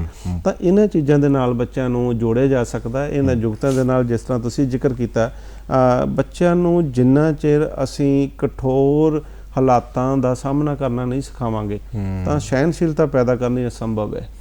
ਅਸੀਂ ਰੂਹ ਦੇ ਵਿੱਚ ਵਲੇਟ ਕੇ ਉਹਨਾਂ ਨੂੰ ਹਰ ਵੇਲੇ ਖੁਸ਼ ਰੱਖ ਕੇ, ਉਹਨਾਂ ਨੂੰ ਹਰ ਵੇਲੇ ਸੁਖਾਵੇਂ ਮਾਹੌਲ ਵਿੱਚ ਰੱਖ ਕੇ ਚੰਗੇ ਇਨਸਾਨ, ਕਾਮਯਾਬ ਇਨਸਾਨ ਤੇ ਦ੍ਰਿੜ ਨਿਸ਼ਚੇ ਵਾਲੇ ਔਰ ਸਮਾਜ ਦਾ ਭਲਾ ਕਰਨ ਵਾਲੇ ਇਨਸਾਨ ਪੈਦਾ ਨਹੀਂ ਕਰ ਪਾਵਾਂਗੇ। ਬਹੁਤ ਸਾਰੀਆਂ ਗੱਲਾਂ ਸਾਡੇ ਕੋਲ ਹੋਈਆਂ। ਸਾਡੇ ਸਮਾਜ ਦੇ ਵਿੱਚ ਜੋ ਵਰਤਾਰਾ ਤੁਸੀਂ ਦੇਖਦੇ ਹੋ ਉਸ ਨੂੰ ਧਿਆਨ 'ਚ ਰੱਖਦੇ ਹੋਈ ਇਸ ਵਿਸ਼ੇ ਨੂੰ ਅਸੀਂ ਛੂਹਿਆ ਜੀ। ਟੀਚਰਸ ਆਪਣਾ ਰੋਲ ਨਿਭਾ ਰਹੇ ਨੇ, ਮਾਂ-ਬਾਪ ਦੀ ਕਾਉਂਸਲਿੰਗ ਦੀ ਵੀ ਤੁਹਾਨੂੰ ਲੱਗਦਾ ਲੋੜ ਹੈ ਕਿ ਬੱਚਿਆਂ ਨੂੰ ਸਹਿਨਸ਼ੀਲ ਕਿਵੇਂ ਬਣਾਉਣਾ ਆ, ਉਹਦੇ 'ਚ ਤੁਹਾਨੂੰ ਵੀ ਧਿਆਨ ਰੱਖਣ ਦੀ ਲੋੜ ਹੈ ਜਾਂ ਕਿ ਲੱਗਦਾ ਹੈ ਕਿ ਆਪੇ ਹੋ ਸਕਦਾ ਹੈ? ਗੁਰਿੰਦਰ ਜੀ, ਬੜਾ ਜਿਹੜਾ ਤੁਸੀਂ ਸਵਾਲ ਕੀਤਾ ਉਹਦੇ ਨਾਲ ਰਾਤ ਹੀ ਇਹ ਵਿਸ਼ਾ ਮੇਰਾ ਸਾਡੇ ਇੱਕ ਬਹੁਤ ਹੀ ਪਰਪੱਕ ਡੀਓ ਸਾਹਿਬ ਨਾਲ ਸਾਂਝਾ ਕੀਤਾ ਜੀ। ਤਾਂ ਜਦੋਂ ਮੈਂ ਉਹਨਾਂ ਨਾਲ ਇਹ ਜ਼ਿਕਰ ਕੀਤਾ ਕਿ ਕੱਲ ਦਾ ਵਿਸ਼ਾ ਹੈ ਬੱਚਿਆਂ 'ਚ ਘਟ ਰਹੀ ਸਹਿਨਸ਼ੀਲਤਾ, ਤਾਂ ਉਹਨਾਂ ਦਾ ਮੋੜਵਾਂ ਜਵਾਬ ਸੀਗਾ ਕਿ ਇਹ ਵਿਸ਼ਾ ਹੋਣਾ ਚਾਹੀਦਾ ਕਿ ਵੱਡਿਆਂ 'ਚ ਘਟ ਰਹੀ ਸਹਿਨਸ਼ੀਲਤਾ। ਤਾਂ ਸੰਕੇਤ ਸੀਗਾ ਕਿ ਜੋ ਸਾਡਾ ਜੀਵਨ ਜਾਂਚ ਹੈ, ਇਹ ਸਹਿਨਸ਼ੀਲਤਾ ਦੀ ਘਾਟ ਕੇਵਲ ਬੱਚਿਆਂ ਤੱਕ ਸੀਮਿਤ ਨਹੀਂ, ਅਸੀਂ ਵੀ ਕਿਤੇ ਨਾ ਕਿਤੇ ਉਸ ਅਸਹਿਨਸ਼ੀਲਤਾ ਦੇ ਸ਼ਿਕਾਰ ਹੋ ਗਏ ਹਾਂ। ਇਹ ਉਹ ਨਹੀਂ ਚੀਜ਼ ਹੈਗੀ ਵੀ ਕਹਿਣਾ ਨੂੰਹ ਨੂੰ ਤੇ ਸੁਣਾਉਣਾ ਸੱਸ ਨੂੰ, ਕੁਛ ਉੱਦਾਂ ਦੀ ਚੀਜ਼ ਹੀ ਆਪਾਂ ਕਰਦੇ ਪਏ ਹਾਂ। ਬਿਲਕੁਲ ਬਿਲਕੁਲ ਜੀ। ਗੱਲ ਭਾਵੇਂ ਅਸੀਂ ਬੱਚਿਆਂ ਦੀ ਕਰਦੇ ਪਏ ਹਾਂ, ਪਰ ਅਸੀਂ ਕਹਿ ਤਾਂ ਡਾਇਰੈਕਟਲੀ ਉਹੀ ਰਹੇ ਉਹਨਾਂ ਨੂੰ ਰਹੇ ਹਾਂ ਜੀ, ਕਿਉਂਕਿ ਬੱਚਿਆਂ ਨੇ ਦੇਖਣਾ ਜਿਨ੍ਹਾਂ ਨੂੰ ਜਦੋਂ ਘਰ ਦੇ ਵਿੱਚ ਹਰ ਵੇਲੇ ਅਸਹਿਨਸ਼ੀਲਤਾ ਦਾ ਮਾਹੌਲ ਹੋਏਗਾ, ਕੋਈ ਚੀਜ਼ ਨੂੰ ਬਰਦਾਸ਼ਤ ਨਹੀਂ ਕਰ ਰਿਹਾ, ਜੇਕਰ ਉਹਦੇ ਮਾਤਾ ਜੀ ਉਹਦੇ ਪਿਤਾ ਜੀ ਦੀ ਗੱਲ ਨੂੰ ਬਰਦਾਸ਼ਤ ਨਹੀਂ ਕਰ ਰਹੇ, ਪਿਤਾ ਜੀ ਮਾਤਾ ਜੀ ਦੀ ਗੱਲ ਨੂੰ ਬਰਦਾਸ਼ਤ ਨਹੀਂ ਕਰ ਰਹੇ, ਤਾਂ ਉਹਨਾਂ ਨੂੰ ਸਿੱਖਿਆਵਾਂ ਦੇਣ ਨਾਲ ਤਾਂ ਸਹਿਨਸ਼ੀਲਤਾ ਪੈਦਾ ਨਹੀਂ ਹੋਏਗੀ। ਅੱਜ ਲੋੜ ਹੈ ਕਿ ਸਾਨੂੰ ਇਸ ਮਸ਼ੀਨੀ ਯੁੱਗ ਦੇ ਵਿੱਚ, ਜਿੱਥੇ ਅਸੀਂ ਇੱਕ ਕੇਵਲ ਮਸ਼ੀਨ ਦਾ ਪੁਰਜਾ ਬਣ ਕੇ ਰਹਿ ਗਏ ਹਾਂ, ਉੱਥੇ ਇਨਸਾਨ ਹੋਣ ਦੀ ਜਿਹੜੀ ਸਾਨੂੰ ਅਹਿਸਾਸ ਹੋਣਾ ਚਾਹੀਦਾ ਕਿ ਅਸੀਂ ਇਨਸਾਨ ਹੈ। ਅਸੀਂ ਜੋ ਸਮਾਂ ਬੱਚਿਆਂ ਨੂੰ ਦੇਣਾ ਉਹ ਬੱਚਿਆਂ ਨੂੰ ਦਈਏ, ਜੋ ਸਮਾਂ ਸਮਾਜ ਨੂੰ ਦੇਣਾ ਸਮਾਜ ਨੂੰ ਦਈਏ, ਔਰ ਜੋ ਸਮਾਂ ਅਸੀਂ ਆਪਦੇ ਕੰਮ ਕਰਨ ਨੂੰ ਦੇਣਾ ਕੰਮ ਕਰਨ ਨੂੰ ਦਈਏ। ਕਿਤੇ ਨਾ ਕਿਤੇ ਅਸੀਂ ਸ਼ਾਇਦ ਕਿਸੇ ਇੱਕ ਚੀਜ਼ ਵੱਲ ਇਨਕਲਾਈਨ ਹੋ ਜਾਂਦੇ ਹਾਂ, ਉਹਦੇ ਨਾਲ ਦੂਜੀ ਚੀਜ਼ ਪ੍ਰਭਾਵਿਤ ਹੁੰਦੀ ਹੈ, ਔਰ ਉਹਦੇ ਨਤੀਜੇ ਫਿਰ ਇਸ ਤਰ੍ਹਾਂ ਦਾ ਜਿਹੜਾ ਰੂਪ ਦੇ ਵਿੱਚ ਸਾਡੇ ਕੋਲ ਸਾਹਮਣੇ ਆਉਂਦੇ ਆ, ਔਰ ਜਿਨ੍ਹਾਂ 'ਤੇ ਅਸੀਂ ਫਿਰ ਸਾਨੂੰ ਡਿਬੇਟ ਵੀ ਕਰਨੀ ਪੈਂਦੀ ਹੈ, ਬਹਿਸ ਵੀ ਕਰਨੀ ਪੈਂਦੀ ਹੈ, ਸੈਮੀਨਾਰ ਵੀ ਲੱਗਦੇ ਆ, ਪਰ ਉਹਨਾਂ ਦਾ ਹੱਲ ਸ਼ਾਇਦ ਉਹਨਾਂ ਮਾਂ-ਬਾਪ ਕੋਲ ਹੁੰਦਾ। ਮਾਂ-ਬਾਪ ਦੀ ਕਾਉਂਸਲਿੰਗ ਦੀ ਬਹੁਤ ਵੱਡੀ ਜ਼ਰੂਰਤ ਹੈ, ਕਿਉਂਕਿ ਮਾਂ-ਬਾਪ ਦਾ ਜੋ ਬੱਚੇ ਦੀ ਪਰਵਰਿਸ਼ ਦੇ ਵਿੱਚ ਰੋਲ ਹੈ ਉਹ ਕੋਈ ਹੋਰ ਨਹੀਂ ਲੈ ਸਕਦਾ। ਬੜਾ ਵਧੀਆ ਉਦਾਹਰਣ ਮਿਲਦਾ ਹੈ ਸਹਿਨਸ਼ੀਲਤਾ ਦਾ ਦੇਖਣ ਨੂੰ, ਵੀ ਜਦੋਂ ਤੁਹਾਨੂੰ ਰੈੱਡ ਲਾਈਟ ਦੇ ਉੱਤੇ ਰੁਕਣਾ ਪੈਂਦਾ ਨਾ ਜੀ, ਤੇ ਪਿਛਲਾ ਬੰਦਾ ਗ੍ਰੀਨ ਸਿਗਨਲ ਹੋਇਆ ਨਹੀਂ ਤੇ ਹਾਰਨ ਤੇ ਸਾਰਾ ਕੁਝ, ਤੇ ਉਹ ਉਸ ਵੇਲੇ ਸਹਿਨਸ਼ੀਲਤਾ ਦੇਖਣ ਵਾਲੀ ਹੁੰਦੀ ਹੈ ਜੀ। ਜਾਂ ਕਿ ਤੁਸੀਂ ਕਿਸੇ ਨੂੰ ਓਵਰਟੇਕ ਕਰਨਾ, ਤਾਂ ਤੁਸੀਂ ਇਹ ਨਹੀਂ ਦੇਖਦੇ ਕਿ ਉਹ ਵੀ ਸਲੋ ਇਸ ਕਰਕੇ ਚੱਲਦਾ ਹੋਏਗਾ ਵੀ ਅਗਲਾ ਬੰਦਾ, ਪਰ ਤੁਸੀਂ ਉਹਨੂੰ ਹਾਰਨ ਦੇ ਕੇ ਇੱਧਰੋਂ ਉੱਧਰੋਂ ਕਰਕੇ ਉਹਨੂੰ, ਇਹ ਇੱਕ ਬੜੀ ਆਮ ਜੀ ਉਦਾਹਰਣ ਹੈ ਜੀ। ਪਰ ਹੁਣ ਮੈਨੂੰ ਲੱਗਦਾ ਹੈ ਕਿ ਜਦੋਂ ਅਸੀਂ ਤੁਹਾਨੂੰ ਸੁਣਦੇ ਹਾਂ ਜਾਂ ਤੁਹਾਡੇ ਵਰਗੇ ਦਾਨਿਸ਼ਵਰ ਸਾਡੇ ਕੋਲ ਆਉਂਦੇ ਨੇ, ਗੱਲ ਕਰਦੇ ਨੇ, ਤਾਂ ਫਿਰ ਲੱਗਦਾ ਹੈ ਕਿ ਸ਼ਹਿਰ 'ਚ CCTV ਲਾ ਕੇ ਹੱਲ ਨਹੀਂ ਹੋਣੇ ਮਸਲੇ। ਬਿਲਕੁਲ ਨਹੀਂ ਹੋਣੇ। ਮਸਲੇ ਤਾਂ ਹੱਲ ਹੋਣੇ ਨੇ ਕਿ ਜੇ ਅਸੀਂ ਆਪਣੇ ਅੰਦਰ ਇੱਦਾਂ ਦੀਆਂ ਗੱਲਾਂ, ਇੱਦਾਂ ਦੇ ਗੁਣਾਂ ਨੂੰ ਅਸੀਂ ਧਾਰਨ ਕਰਾਂਗੇ। ਬਿਲਕੁਲ। ਅੱਜ ਜਦੋਂ ਅਸੀਂ ਸਹਿਨਸ਼ੀਲਤਾ ਦੀ ਗੱਲ ਕਰਦੇ ਹਾਂ, ਤੁਸੀਂ ਇੰਨੀ ਖੂਬਸੂਰਤ ਜਾਣਕਾਰੀ ਬਚਪਨ ਤੋਂ ਲੈ ਕੇ, ਗੱਲ ਉੱਥੋਂ ਹੀ ਹੈ ਵੀ ਜੇ ਥੱਲੋਂ ਸ਼ੁਰੂ ਹੋਏਗਾ ਤਾਂ ਕੰਮ ਬੂਟਾ ਅੱਗੇ ਉਸ ਢੰਗ ਦਾ ਫਲ ਦੇਏਗਾ। ਬਹੁਤ ਵੱਡਮੁੱਲੀ ਜਾਣਕਾਰੀ ਦਿੱਤੀ। ਕੋਈ ਇਹੋ ਜਿਹੀ ਗੱਲ ਜਿਹੜੀ ਮੈਂ ਪੁੱਛਣਾ ਰਹਿ ਗਿਆ ਹੋਵਾਂ? ਗੁਰਿੰਦਰ ਜੀ, ਮੈਂ ਸਿਰਫ ਇਹ ਬੇਨਤੀ ਕਰਨਾ ਚਾਹਾਂਗਾ ਤੁਹਾਡੇ ਮੰਚ ਤੋਂ, ਇਸ ਮੰਚ ਤੋਂ, ਕਿ ਬੱਚੇ ਸਾਡਾ ਸਰਮਾਇਆ ਨੇ, ਬੱਚੇ ਸਾਡਾ ਭਵਿੱਖ ਨੇ। ਜੇਕਰ ਇਹਨਾਂ ਦੇ ਅੰਦਰ ਅਸੀਂ ਇਹ ਗੁਣ ਪੈਦਾ ਨਹੀਂ ਕਰ ਪਾਏ ਤਾਂ ਅਸੀਂ ਚੰਗੇ ਸਮਾਜ ਦੀ ਸਿਰਜਣਾ ਨਹੀਂ ਕਰ ਪਾਵਾਂਗੇ। ਸਰਤਾਜ ਜੀ ਨੇ ਬਹੁਤ ਸੋਹਣੀਆਂ ਸਤਰਾਂ ਲਿਖੀਆਂ ਕਿ ਜਿਨ੍ਹਾਂ ਜ਼ਿੰਦਗੀ 'ਚ ਉੱਚਾ ਸੁੱਚਾ ਨਾਮ ਨਾ ਕਮਾਇਆ, ਉਹਨਾਂ ਪਿੰਡੇ ਉੱਤੇ ਪੀੜਾਂ ਨੂੰ ਹੰਡਾਇਆ, ਔਰ ਪਿੰਡੇ ਤੇ ਪੀੜਾਂ ਹੰਡਾ ਕੇ ਬੁੱਤ ਨੂੰ ਸੱਟਾਂ ਸਹਿਣੀਆਂ ਪੈਂਦੀਆਂ, ਤਰਾਸ਼ਣਾ ਪੈਂਦਾ। ਆਪਦੇ ਬੱਚਿਆਂ ਨੂੰ ਦੁੱਖਾਂ ਦਾ, ਸੁੱਖਾਂ ਦਾ, ਹਾਰਾਂ ਦਾ, ਜਿੱਤਾਂ ਦਾ ਅਹਿਸਾਸ ਕਰਾਓ। ਇਸ ਅਹਿਸਾਸ ਤੋਂ ਬਾਅਦ ਅਸੀਂ ਉਹਨਾਂ ਦੇ ਚੰਗੇ ਜੀਵਨ ਦੀ, ਸਕਸੈਸਫੁਲ ਜੀਵਨ ਦੀ, ਇੱਕ ਕਾਮਯਾਬ ਜੀਵਨ ਦੀ ਆਸ ਰੱਖ ਸਕਦੇ ਹਾਂ। ਬੱਚਿਆਂ ਨੂੰ ਪੋਲੇ ਰੱਖ ਕੇ, ਬੱਚਿਆਂ ਨੂੰ ਗੁੱਡੇ ਗੁੱਡੀਆਂ ਬਣਾ ਕੇ ਅਸੀਂ ਚੰਗੇ ਜੀਵਨ ਦੀ, ਚੰਗੇ ਸਮਾਜ ਦੀ ਸਿਰਜਣਾ ਨਹੀਂ ਕਰ ਸਕਦੇ। ਉਮੀਦ ਕਰਦੇ ਹਾਂ ਵੀ ਚੰਗੇ ਸਮਾਜ ਦੀ ਉਸਾਰੂ ਸਿਰਜਣਾ ਦੇ ਵਿੱਚ ਤੁਸੀਂ ਆਪਣਾ ਯੋਗਦਾਨ ਅੱਗੋਂ ਵੀ ਸਾਨੂੰ ਇਵੇਂ ਦਿੰਦੇ ਰਹੋਗੇ। ਬਿਲਕੁਲ ਜੀ। ਜਦੋਂ ਅਸੀਂ ਬੁਲਾਈਏ ਸਾਡੇ ਕੋਲ ਜ਼ਰੂਰ ਆਉਂਦੇ ਰਹੋਗੇ। ਅੱਜ ਇਸ ਪ੍ਰੋਗਰਾਮ 'ਚ ਆਏ ਤੁਸੀਂ, ਤੁਹਾਡਾ ਬਹੁਤ ਬਹੁਤ ਸ਼ੁਕਰੀਆ। ਧੰਨਵਾਦ। ਸਾਡੇ ਦਰਸ਼ਕਾਂ ਦਾ ਵੀ ਬਹੁਤ ਬਹੁਤ ਧੰਨਵਾਦ।